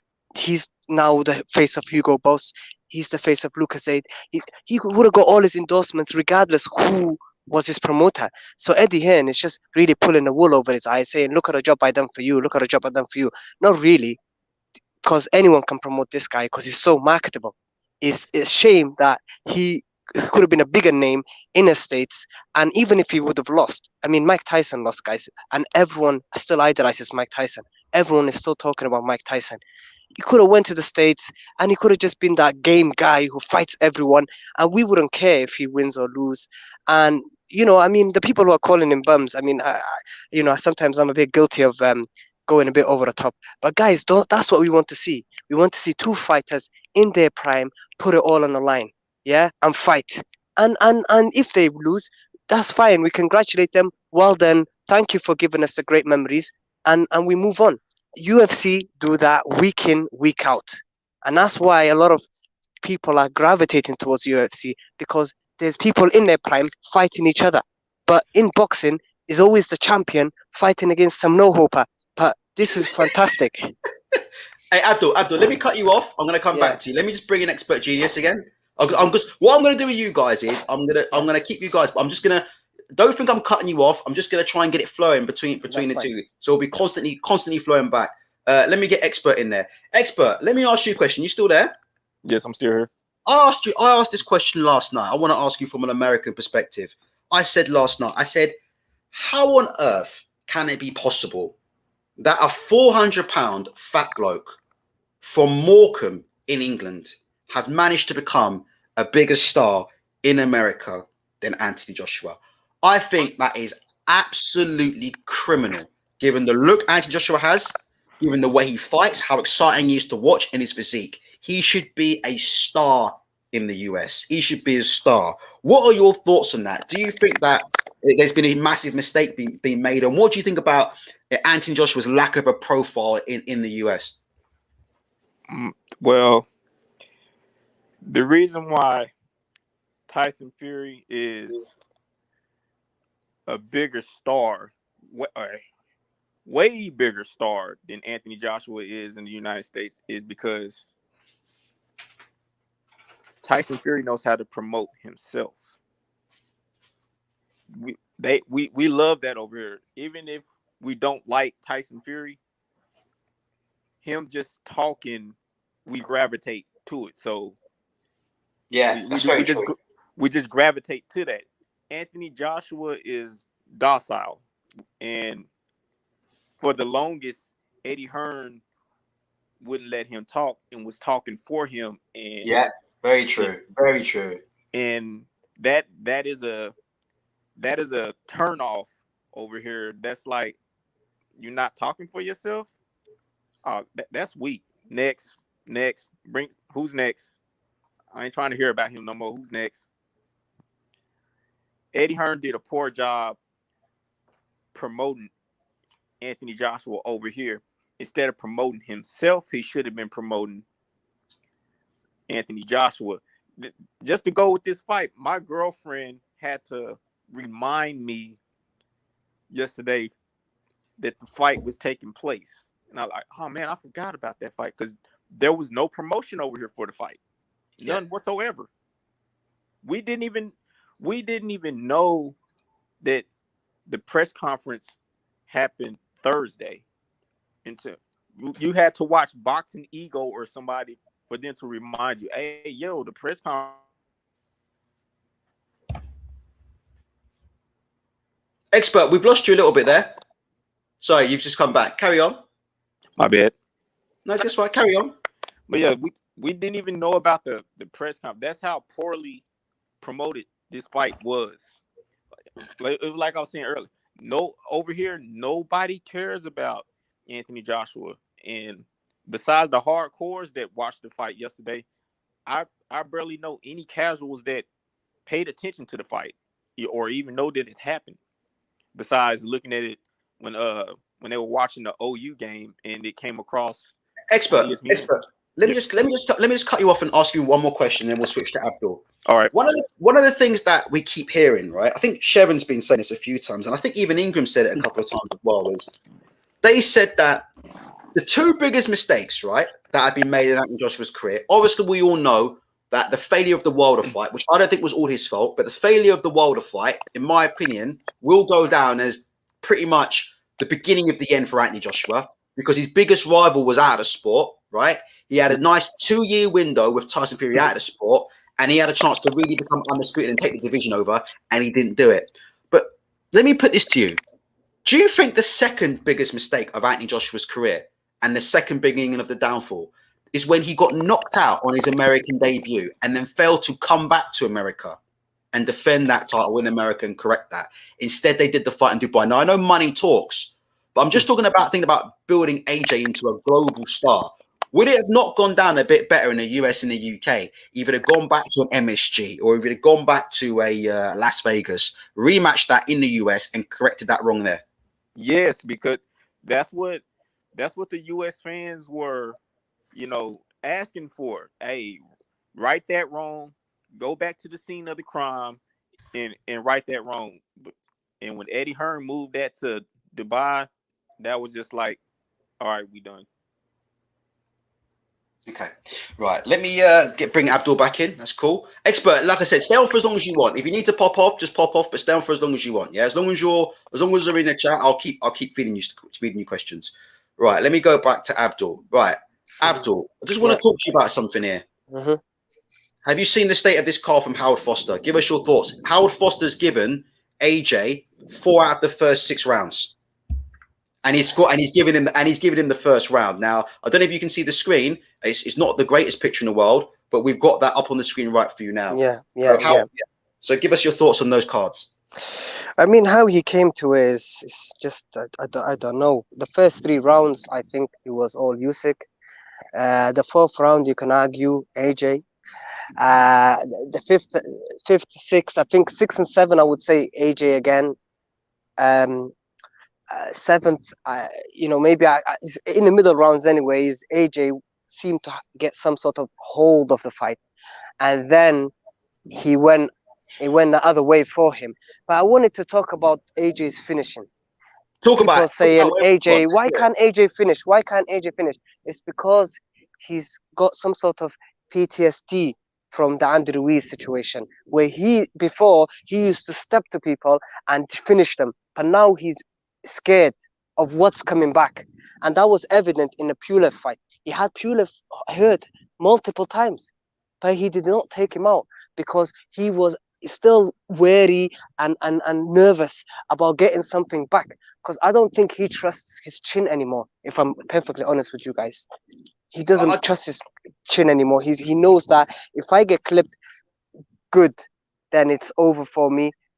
When he fought Dillian White, he wasn't nervous. Yes, he got rocked, but I'm sure that, boxing community is small. They're both from, in and around London.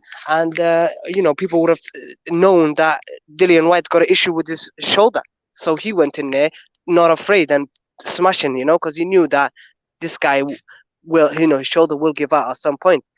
Um, so that's one of the things that AJ has lost that killer instinct since the Andy Ruiz fight. He's got some people in who are saying, "Yeah, we're boxing," but sometimes you just need to fight. You don't need to box. You just need to fight. Get in there, fight. Make it messy. Make it dirty. Make it whatever you gotta do to win. And I think AJ is missing that. He's really missing that. You don't. Sometimes you just don't need all this technical stuff. Just go in there and fight. You know. Abdul, I'm not dropping you. I just want to back you up. I Yeah. 100% agree with what you said. And Yeah. Abdul last night brought up a very, very interesting point. Abdul spoke about Canelo Alvarez and Callum Smith. Yeah. And, Abdul talked about, look what Canelo did to the bigger man. He was hitting him everywhere. Arms, elbows. You saw what he did to his elbows, shoulder, chest, head. Canelo was laying leather absolutely everywhere. And he imposed himself throughout the duration of that fight. And Anthony Joshua couldn't do that against the cruiserweight. Continue, Abdul. Yeah, I mean, that's one of the things. So AJ needs to get that, that killer instinct that he had. Don't worry about what's coming back. Risk it all. So what if you get knocked out? At least you tried, knocking someone out. Yesterday, you almost got knocked out fighting a cautious fight. You could have won in there, and who knows? You could have hit him with a, when he was swinging, he was getting more success when he was swinging those power shots. He was getting more success because Usyk was moving around because he doesn't want to get hurt by these punches, because I believe AJ hits really, really hard. But it's just that once Usyk figured out that, okay, all I gotta do is just keep jabbing, keep moving, keep bringing something in front of his line of vision. Just keep bringing something, and that will distract him. That will make him forget about what he needs to do. That's the problem with AJ. He just needs to go back and just fight sometimes. You don't need to always box. You just need to fight sometimes. And he needs to. And AJ should have basically traveled around. I'm gonna make another point after this, and then I'll go. AJ needs to basically just stop making these excuses, him and his team, about I'm still learning. Listen, once you pick up a world championship belt, you're not learning anymore. You're the finished article, as far as I'm concerned. I don't care. Otherwise, don't go near it. Abdul's, I told you, people are like, they never heard Abdul, but Abdul does in business. Abdul, carry on. And listen, guys, I don't want to hear it from anyone in the comment section, yeah? I'm telling you, once someone picks up a world title belt, you are telling me and you are telling the rest of the world that you are the finished article, yeah? Don't want to hear this, I'm learning stuff. For how long has he been saying we've been learning? Listen, you can't go to a senior management role in a business and say, I'm still learning. No. You get shown the door. You'd be like, oh, you're still learning. And say, okay, we'll take you down to the junior level where you learn about 20, 30,000 pounds. You're not cut to earn the 80, 100K right now because you're still learning. So I've never seen that before. You look at Josh Taylor, undisputed. Have you seen him? I'm still learning. Have you seen him say that? Abdul's a sack. Keep going, Abdul. Yeah. I'm gonna ride this until, because you've got the hot hand right now. Keep going. Yeah. Have you seen that before? And I mean, Josh Taylor was trying to be very polite, but you could see in his face that just a fast going on here with the lady next to him saying, oh, he's still learning, he's still quite young in his boxing career and all that stuff. Then why fight for a world title? Why put yourself in that position where you're a world champion, where you are expected to defend your titles? You're expected to be the finished article. If you're not, just don't pick up a world title. Just go pick up an intercontinental title, or the WBA international title or something like that, and just say I'm a world champion. Abdul, he's a boxer. He's not Macho Man Randy Savage. There's no intercontinentals, but carry on. Anyway. He could just say, he could just pick up one of those belts and say, I'm a world champion. That's what a lot of the people are doing. I mean, that's what they tried doing with the guy at featherweight. I forgot his name now. Who recently won. I can't remember now. WBA international. Oh, Lee Wood. Lee Wood, yeah, and Eddie Hearn's trying to sell him like he's a world champion. So Matchroom is just it's a fast. AJ as well. He just needs to either shut up or put up. Just say you are the finished article and fight and stop bringing up all these different things I'm learning. No one ever says that. It's a sign of weakness. Hey, It's a sign of Abdul, weakness. Abdul, before you Yeah, go, I'm going to ask you. yeah, AJ thinks he was in the fight up yeah. until that. He thinks he lost the fight. Him and Eddie Hmm. Hearn are saying they Hmm. lost that fight in the last Hmm. 4 rounds. What are you saying about that? Well, it's delusion, isn't it? If you were if there was ever a thing called delusion, then that would be it. If you look at the word delusion, then maybe AJ and they should have AJ's and Eddie Hearn's photo next to it, and then people will understand what delusion means. Yeah, because this is utter delusion. Because he was getting beat up in there by the smaller guy. It's the equivalent of a year 11 getting beaten up by a year 8. That's what Oh happened. my god! That's what's happened. A year 11 boy got beaten up by a year 8 badly. So can a year 11 guy come back to school? No, he's not gonna come back to school. Yeah. So this is what's happening with AJ, and I didn't like the press conference at the end when he was answering some of these questions.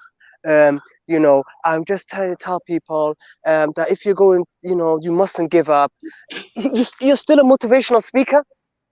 Are you a fighter or a motivational speaker? Which one are you? I'm AJ, just I call him AJ Mandela. Abdul, AJ Mandela. it's terrible, man. It's terrible, and he comes up with these terrible stuff. Or don't let the don't let the losses get to your heart, or something like that. Or don't let success get to your head.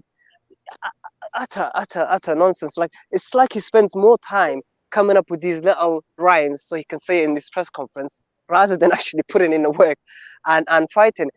I mean, Gerald Miller, really stuck it on him in New York.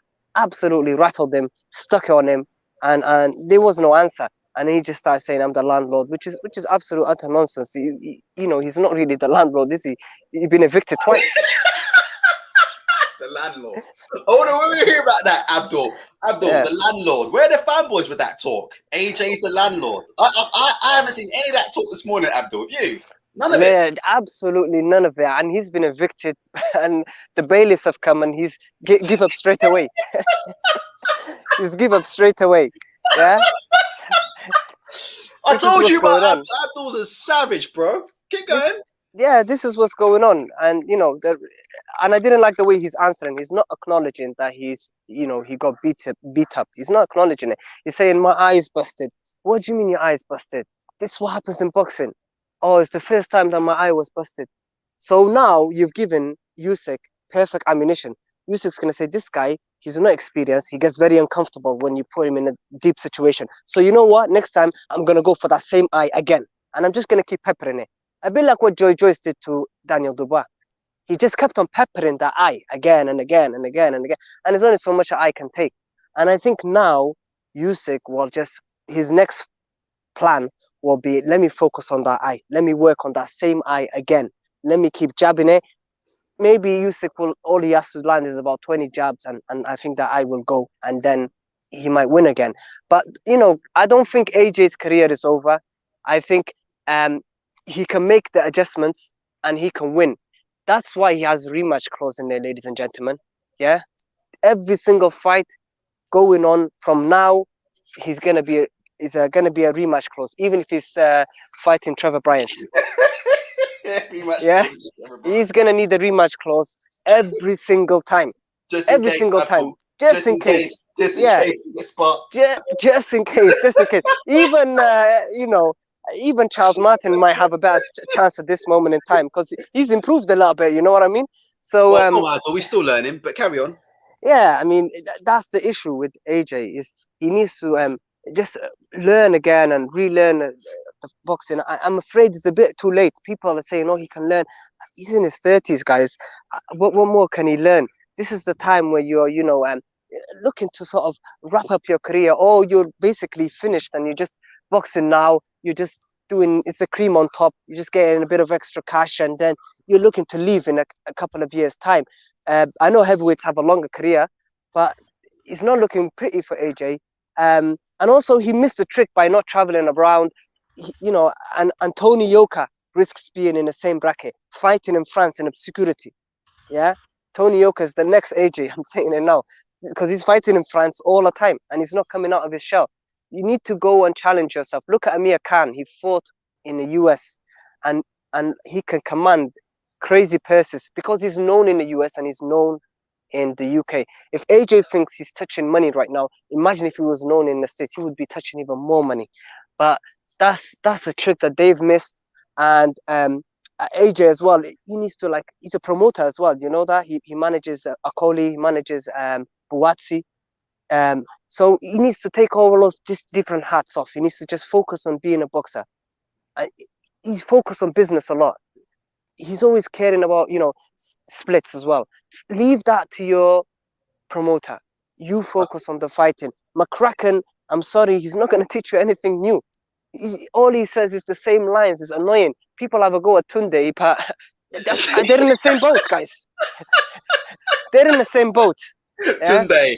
Hey, Abdul, what do you think Yeah. about Tunde for AJ? Let's bring in Tunde Ajayi for AJ. Why not? Send him down there, East London. I mean, why not? I mean, he'll be a better cheerleading team than the one he had out last night. get him on them Tunde pants. Yeah, at least there'll be, lions in the camp, repeat again and again. Yeah, he might get somewhere. It was better than the cheerleading that he had yesterday. At least I know he has a tattoo of a lion on his finger. So, perfect combination. It's perfect. He believes he's a lion. This is a lion's camp. Join him, innit? Oh my. Abdul, you're gonna get me kicked off, so I'm gonna bin your ass. Abdul, no worries, guys. All the best. Give us your last lines. This man's a savage. Last lines, Abdul. Go on. I mean, look. There's no ifs or buts. The rematch clause is gonna be re-triggered. Everyone needs it. AJ needs it. Eddie Hearn's career depends on it. Everyone needs it. So there's gonna be a rematch clause, guys. And Usyk, knowing how these Eastern European guys work, they're very honorable. He will honor it. There will be no, hiding. A bit like Povetkin and White. Yeah. He honored it, didn't he? So, we will see the rematch again. But I think that it depends what the results come back with the eye. If the eye is really bad, then AJ, would it be fair for him to hold up Usyk's career for a year? I know that these Abdul, injuries.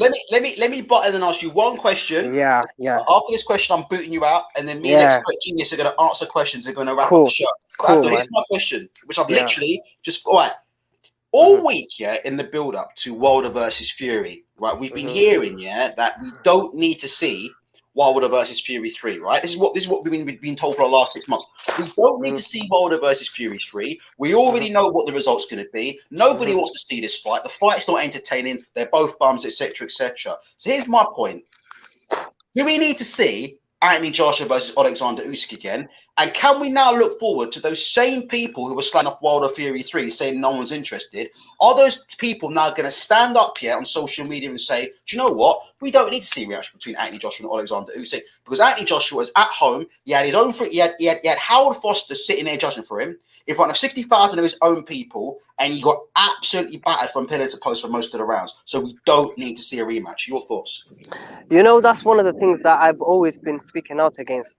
It's the fact that AJ, he has a lot of fanboys. It's very embarrassing. Guys, if you are a fanboy of a fighter, you need to take a good hard look at yourself in the mirror. Why are you a fanboy of another man? Yeah? It's embarrassing. Don't be a fanboy. Be a fan of boxing. That's one. Yeah? I would say that AJ, he has to take this rematch. And the people, his fans, were always, saying, no, we don't want to see a rematch. Okay, he got beaten conclusively by Ruiz. Did we need to see that rematch? If we thought that we're using the same logic as those people and say, hey, we know how the fight is going to go. This is how it's going to go. Why do we need to see it again? That's boxing, guys. You get different results every time. So the rematches, I would say, with Wilder and Fury, of course we need to see it again. We got one guy who's not really taking it that serious from face value, and we got another guy who's taking it really serious. So, but no, hello, can you hear me? I can hear you, Abdul. Keep going. So you never know how these fights are gonna go. In boxing, it's not a math equation. that you pick out different scenarios and you see how fights went, and then you say, okay, judging by that and judging by that, this is what we're gonna get. That's not how boxing works. It's a mixed bag. You don't know what you're gonna get. Every single time is different. So those people who were saying that we don't need to see the rematch for Tyson and Fury, I want you to say the same thing now for AJ and Usyk, because he got beaten in there conclusively by the smaller man, yeah, who just outboxed him, and when everything was against him. If it was a tight fight, guys, you know who the decision would go for. If there was a slight knockdown, Usyk looking unbalanced on his feet, you know that the referee would come running and wave it off. Mm. You know that's what would have happened. Yes, what So happened. you need to be honest with yourselves, and come out. And this is why, people are listening and gravitating towards this channel, because we say how it is. We don't care. There's no agendas. We're not fanboys. We're fan of Well, boxing at the end of the day. honestly, I'm definitely a fanboy for some fighters, Abdul, but you're a ruthless bastard. All right, Abdul, thank you very much. No And worries, man. yeah, we'll see you. See, Abdul, we're doing a show midweek. We've got Riku. We've got Riku Yeah, coming on, but we might try and get some other people on as well. So, no Abdul, anytime problem. you want the link, just give me the email. All right? No problem, man. Take care, All right, guys. brother. Take care, brother. Okay. Right. Expert, are you still there? Expert, are you still there? Man, I'm still here, but after listening to Abdul, man, I kind of feel like AJ, and he was out there being Usyk, man. How I'm supposed to compete with that? No, you're not, man. It's all good. Abdul's a veteran, man. This guy came on the channel a couple of weeks ago with me and Ingram, and he just started lighting everybody up on fire. Like, who is this dude? This dude's a straight up savage, bro. All right. Anyway, but listen, expert genius, you're always welcome on the show. And like I said before, nothing wrong with your analysis. Let's do some questions, right? Get All your right. questions in now. So what's gonna happen is I'm gonna read out the question. I'm gonna fire the question to expert genius, and then I'll come with a bit of an answer as well. I think we already know the answer to this. Hey, expert, we're going to get a few questions, so try and keep the answers about 30 seconds or so, because we're going to try and go through as many as possible. Does AJ need a new training team? I think I know your answer to this, but just spend 30 seconds or so solidifying your answer to that. I'll cut that down to this: yes and yes. Okay, no problem. What do you think? Do you think AJ's going to get knocked out badly again? That's what Marco Arrojo. Sorry, Marco, my Latino is dreadful. But do you think we're going to see Anthony Joshua get knocked out badly again? Well, we've never seen him knocked out. Oh, that's true. That's true. But will he be knocked out badly in the future? Possibly. This is the heavyweight division. You never know. Let's have a look. Do you think this is from these names? Oh, Man Like Ryan, 1990. Do you think AJ will win the rematch? This is a good one. Do you think AJ will win the rematch? And I want an answer. You can go back on it because like I said, it's like 6 months away. But right now, I'm going to nail you to the cross. Do you think AJ will win the rematch? No. What? How do you think he loses? By KO again or by decision? TKO. And why do you think that? Do you think it's going to be exactly the same? Just can't make the adjustments? I think if he keeps McCracken, it's gonna be the same, and hopefully they don't stop the fight 6 seconds early. Right. Okay. Right. Okay. Me at the minute, if I was to answer that question, I'd actually. Do you know what? Fuck it. I'm going to go AJ to win the rematch. Fuck it. I know people think I'm crazy, but I honestly believe he can win the rematch if he makes the right corrections. I really do. I think if he makes his size count and impose himself a bit more, the fight's going to be in the UK. There's going to be UK judges. They'll probably stick Usyk in a 5-foot ring this time as well. They're going to be pulling out all the stops. Listen, people need to understand. They're going to pull out every stop known to man to make sure that Oleksandr Usyk does not leave these shores, yeah, with the title. And you better believe if Usyk gets beat, there ain't no rematch for him. So I'm going to go with Anthony Joshua to correct the mistakes and get it done. And I'll say one thing for Anthony Joshua. He's taken the L very well. And he's a person who's shown in the past that he can learn from defeat and come back from it. Let's have a look here and go through some of these questions. Blah, blah, blah, blah, blah. Usyk gets smoked again. These questions I don't know how we answer these questions. How many more losses do you think before AJ retires? So if he was to lose again, do you think he would consider calling it a day? How many more of these comebacks has he got in him, do you think? How many of these? Given AJ, I believe he got about 3 or 4 more losses. What do you not think? Do you not think it depends who it's to though? So like, if Wilder knocked him out, how do he come back from that? Because listen, it's about who he gets knocked out. So if Usyk knocked him out, right, in the rematch, right? Let's have a look at where would he go, right? He certainly wouldn't be in world title contention anymore. Mind you, though, he is Anthony Joshua. He's a massive draw. He's the biggest draw in the sport in boxing. So maybe somewhere he would get a shot. Maybe Fury would give him a voluntary or something in order to beat him up and take the free money. Actually, I think Usyk knocking him out would do more harm to him than Wilder knocking him out. I think Wilder knocking him out would probably, take that monkey off of his back. right.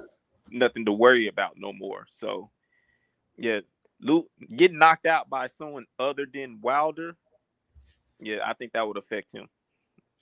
All right, let's have a look here and see here. The last few comments here. TMT says Usyk is going to be PED tested to death in the rematch. I don't know if we can make any. Oh, okay. We're getting a few comments about the S word here, and I think I'm going to swerve that. Chris Watkins asked what new training would be best for AJ. Chris, I'll answer that. Last night, me and Abdul and Ingram agreed that I think Don Charles was probably the best trainer for AJ. So Don Charles for AJ, get that hashtag going. There you go, Don for AJ, or my mate Billy Nelson. But personally, like I said before, I'm going to start a campaign on the internet. Let's get Don Charles installed as the new head trainer for Anthony Joshua. Let's have a look and get a couple of things here. Go on, expert, jump in. I say bury the hatchet and bring in Lennox Lewis. Oh, Jesus Christ, never. But Lennox Lewis has never really proven, though, that he can coach at that level. I know just because someone's an elite fighter doesn't mean they're a great coach. There used to be a fighter in Britain. I don't know if you've ever heard of him. Have you ever heard of David Price before, expert? Oh, yes, I've heard of David Price. Yeah, David Price, right? We were convinced in this country that he was the man to take over after Klitschko. He was supposed to be them. Tony Bellew said he's the heir to the Klitschko throne, right? And he hired Lennox Lewis as his trainer for the rematch with Tony Thompson. I don't even remember when he got knocked out the first time by Tony Thompson, and he hired Lennox Lewis for as his trainer. And there was all kinds of friction and all kinds of stuff going on there. But listen, what? Let me ask you about Lennox Lewis. He must be sitting there after all the abuse. He's another one, any expert. He's taken a lot of abuse from Anthony Joshua fans who have said he's jealous, who have said, AJ would knock him out. He's this and he's that. How do you think he must be feeling? He must have slept like a baby last night, expert. I say in public, Lennox Lewis is going to be Lennox Lewis, but behind closed doors, he's probably celebrating, like you said, sleeping like a baby. He's smoking on that AJ pack. Yeah. For real. Let's go, Alec. Right. And I think that is pretty much it. All right, expert, thanks for coming on. I'm going to close out the show. Thank you very much for coming on. Always welcome. If you want the link, just send me an email and we'll get you on. I just want to say one last thing that Abdul was talking about. Take your time. Finish off. Take your time. Take your time. Give your final thoughts. Okay. My final thoughts is when it comes to AJ, when he says that, get his mental back. I've been questioning his mental ever since the Klitschko fight, when he said that he can't go through another war like that. That always stuck in my head. Like, why are you saying that? To me, that shows me that his he'll get into a fight, but his mental is not there no more. And carry on, I'm listening. No, that's the thing. His mental is not there. You can't sit up there and say you can't go through another war like that. You are in a combat sport. You're in the fight business. You're going to get into wars. If you can't handle that, get out the sport, because it will chew you up and spit you out. I 100% agree with that. All right, expert. Thank you very much, my brother. No problem. See you soon. Hit me up by email if you want the link again, brother. See you soon. All right, see you. Okay, go guys. Right, we're nearly done. Thanks for everybody. We're not quite done. I just want to get a few thoughts off for myself. So don't just vacate yet. We've still got 130 people. We're down from 200, but don't vacate yet. If everybody can hit the like button, the likes are getting a little bit better. We've got 83 likes now and 130 people. If the likes can get a little bit better, that'd be great. And if you're interested in the content that we're delivering, hit the subscribe button. You may have noticed what we're doing now going forward is it's mainly me because it's my channel, even though some people do try to order me around and tell me what I can and can't say and tell me who to bring on and all this stuff, right? like they own the channel. Sometimes it feels like I'm a part owner, but it is still mainly me. But as long as we're around, we're going to try and give a voice, to some of the other people out there and give them a voice and give them a platform. Because on this channel, we've never been afraid to give people a platform to speak. So there's a couple of other things that I wanted to give my final thoughts, and then we'll call it a day. So my final thoughts are the following. I'm going to clarify.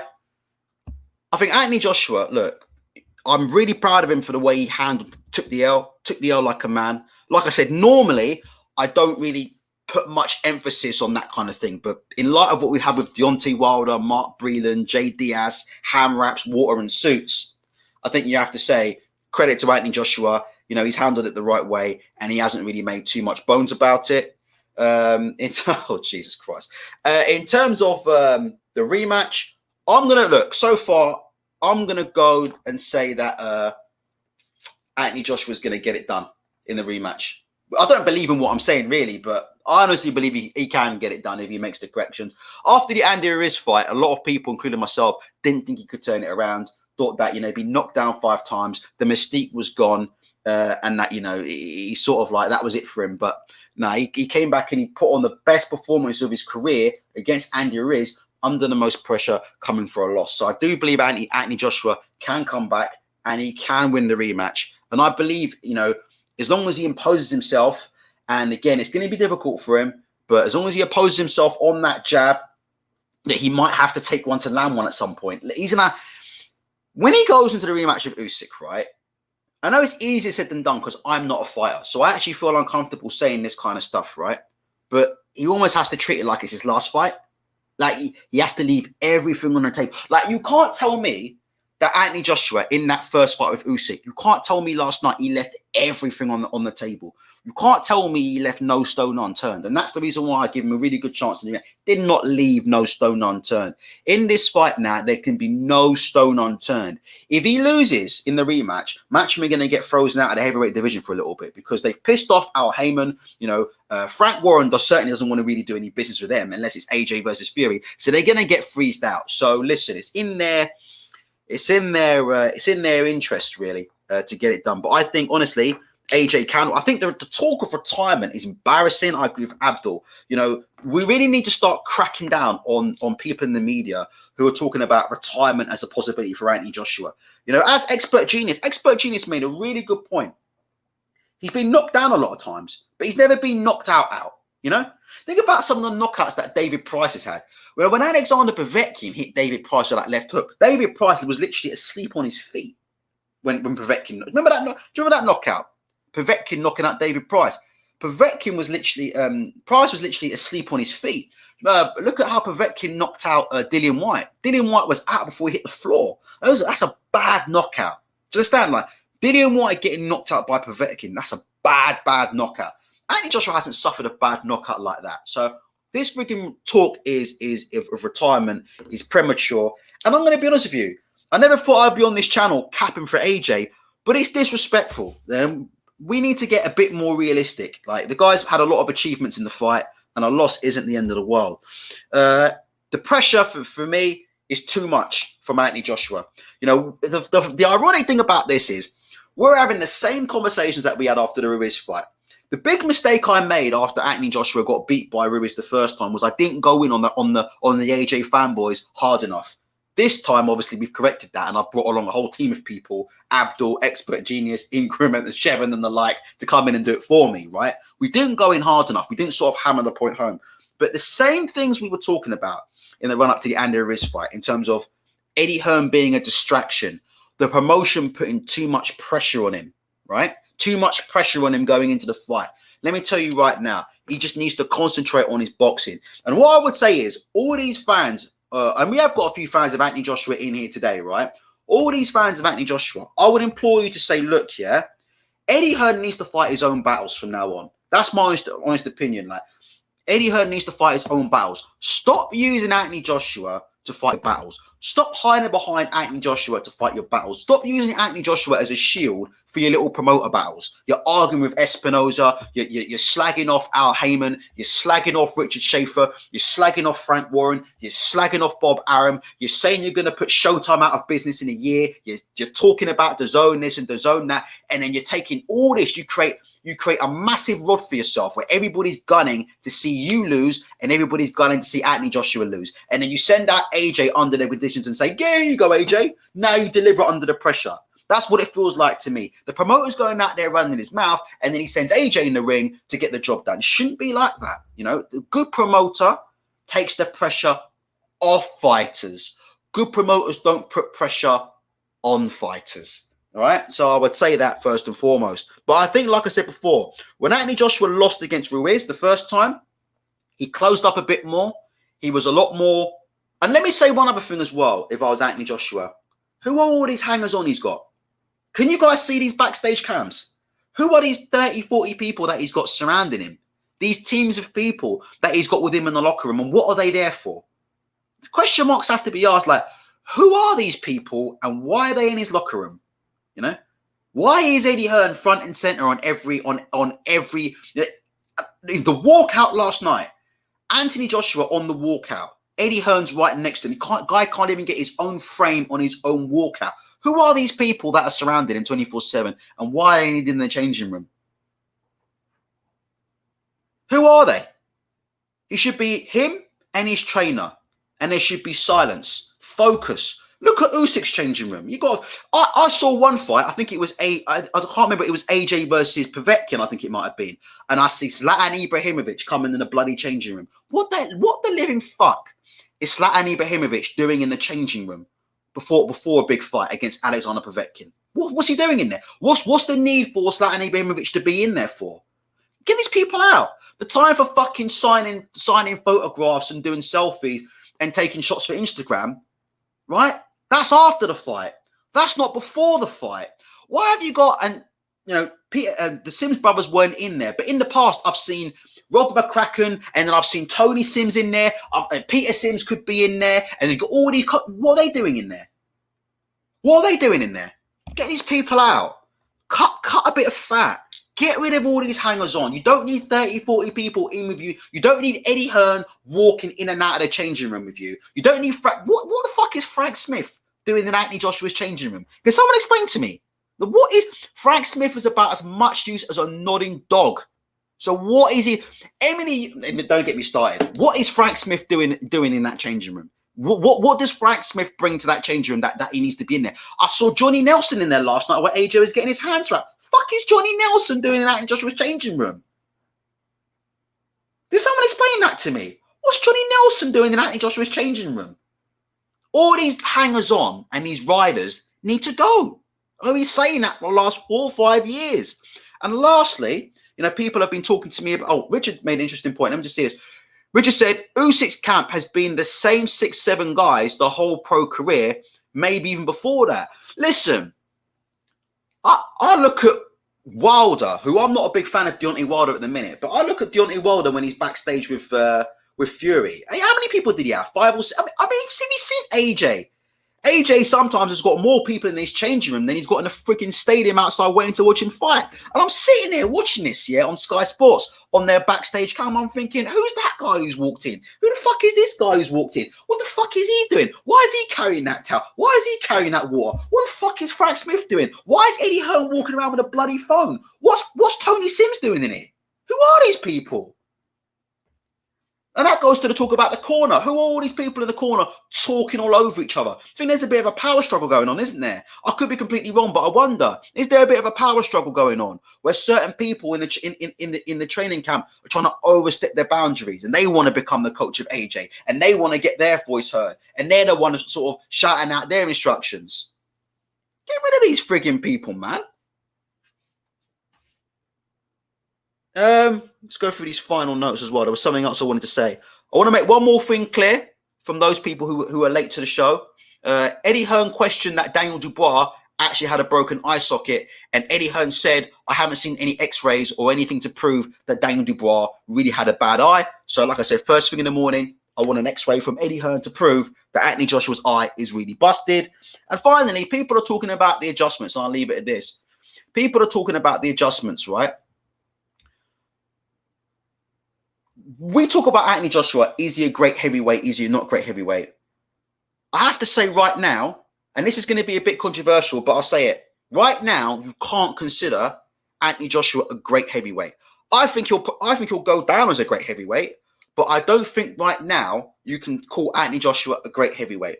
And the reason is not because he lost, but it's because the manner of the defeat, and he lost to a cruiserweight. And that's why, you know, you're sort of so frustrated with seeing the way he boxed in that fight. The fact that a smaller man was able to hustle him around the ring. You heard what Abdul was saying. In the clinches towards the end, you know, Usyk was almost sort of ragdolling him around in the clinches. You know, when you see things like round one, Usyk pushing Anthony Joshua out of the center of the ring. What the fuck?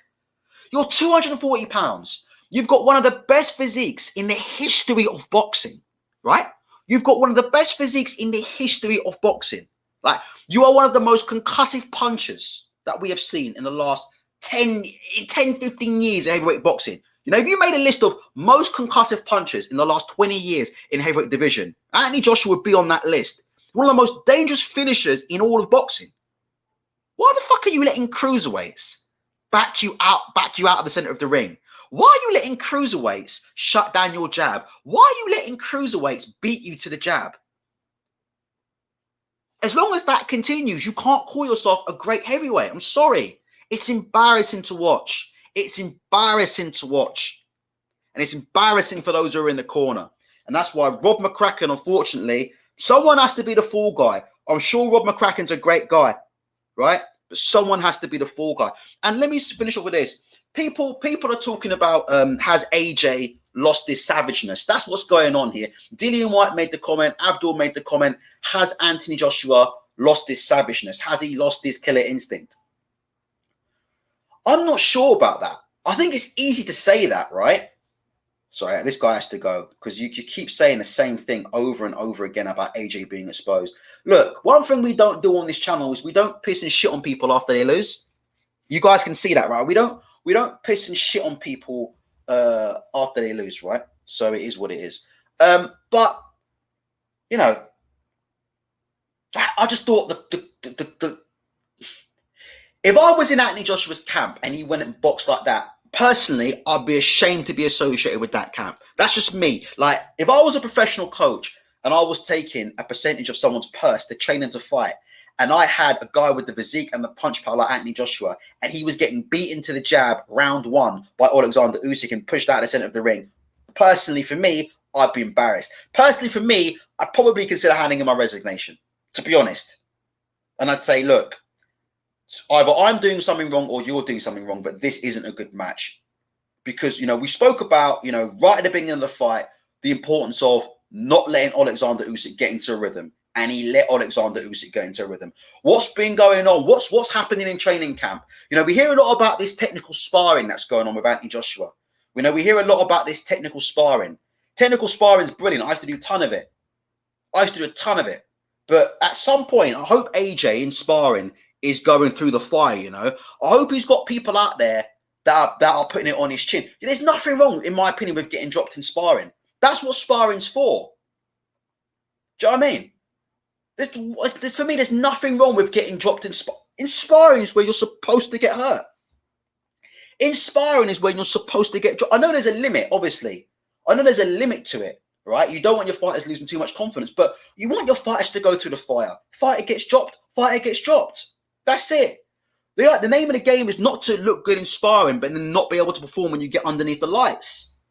The name of the game is to get hurt in sparring, learn from it, and then perform when you get under the lights. And I wonder what is going on in these training camps. You know, is he really being tested? Has he really got these guys absolutely gunning for him? You know, we've all heard stories about training camps where people have been, I think, who is it? Is it Gervonta Davis's camp? There's something going on. I don't know if it was a Gervonta Davis camp where they were paying sparring partners to see if they could get him out of there. You know, if you go to the Mayweather gym, do you think you go to the Mayweather gym? Do you think if you step in the gym you step in the ring for sparring in the Mayweather gym, do you think it's technical sparring when you get in there in the doghouse?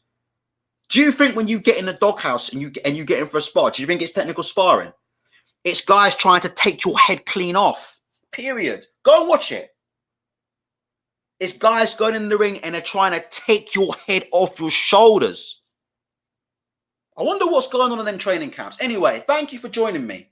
156 people. Hit the like button. Hit the subscribe. Thanks for joining me. If we're still around midweek, Riku will be arriving. He was at the fight, so he will be giving his opinion and his views. And yeah, I really, can I just quickly say, in case I don't get the chance to say this, I really appreciate the support and I really appreciate the positive comments. The vast majority of comments that I get are positive comments. It's just, obviously you get a few people who want to kill you, a few people who want to know your house address, a few people that are saying send me your address, all this kind of crap. But can I say I really appreciate the positivity, and I hope that during this Anthony Joshua versus Usyk fight, I hope that we've given you some insights into both the technical side of boxing, insights into the mental aspects of boxing, and I hope we've entertained you and given you you know what I mean. All right, guys, peace out.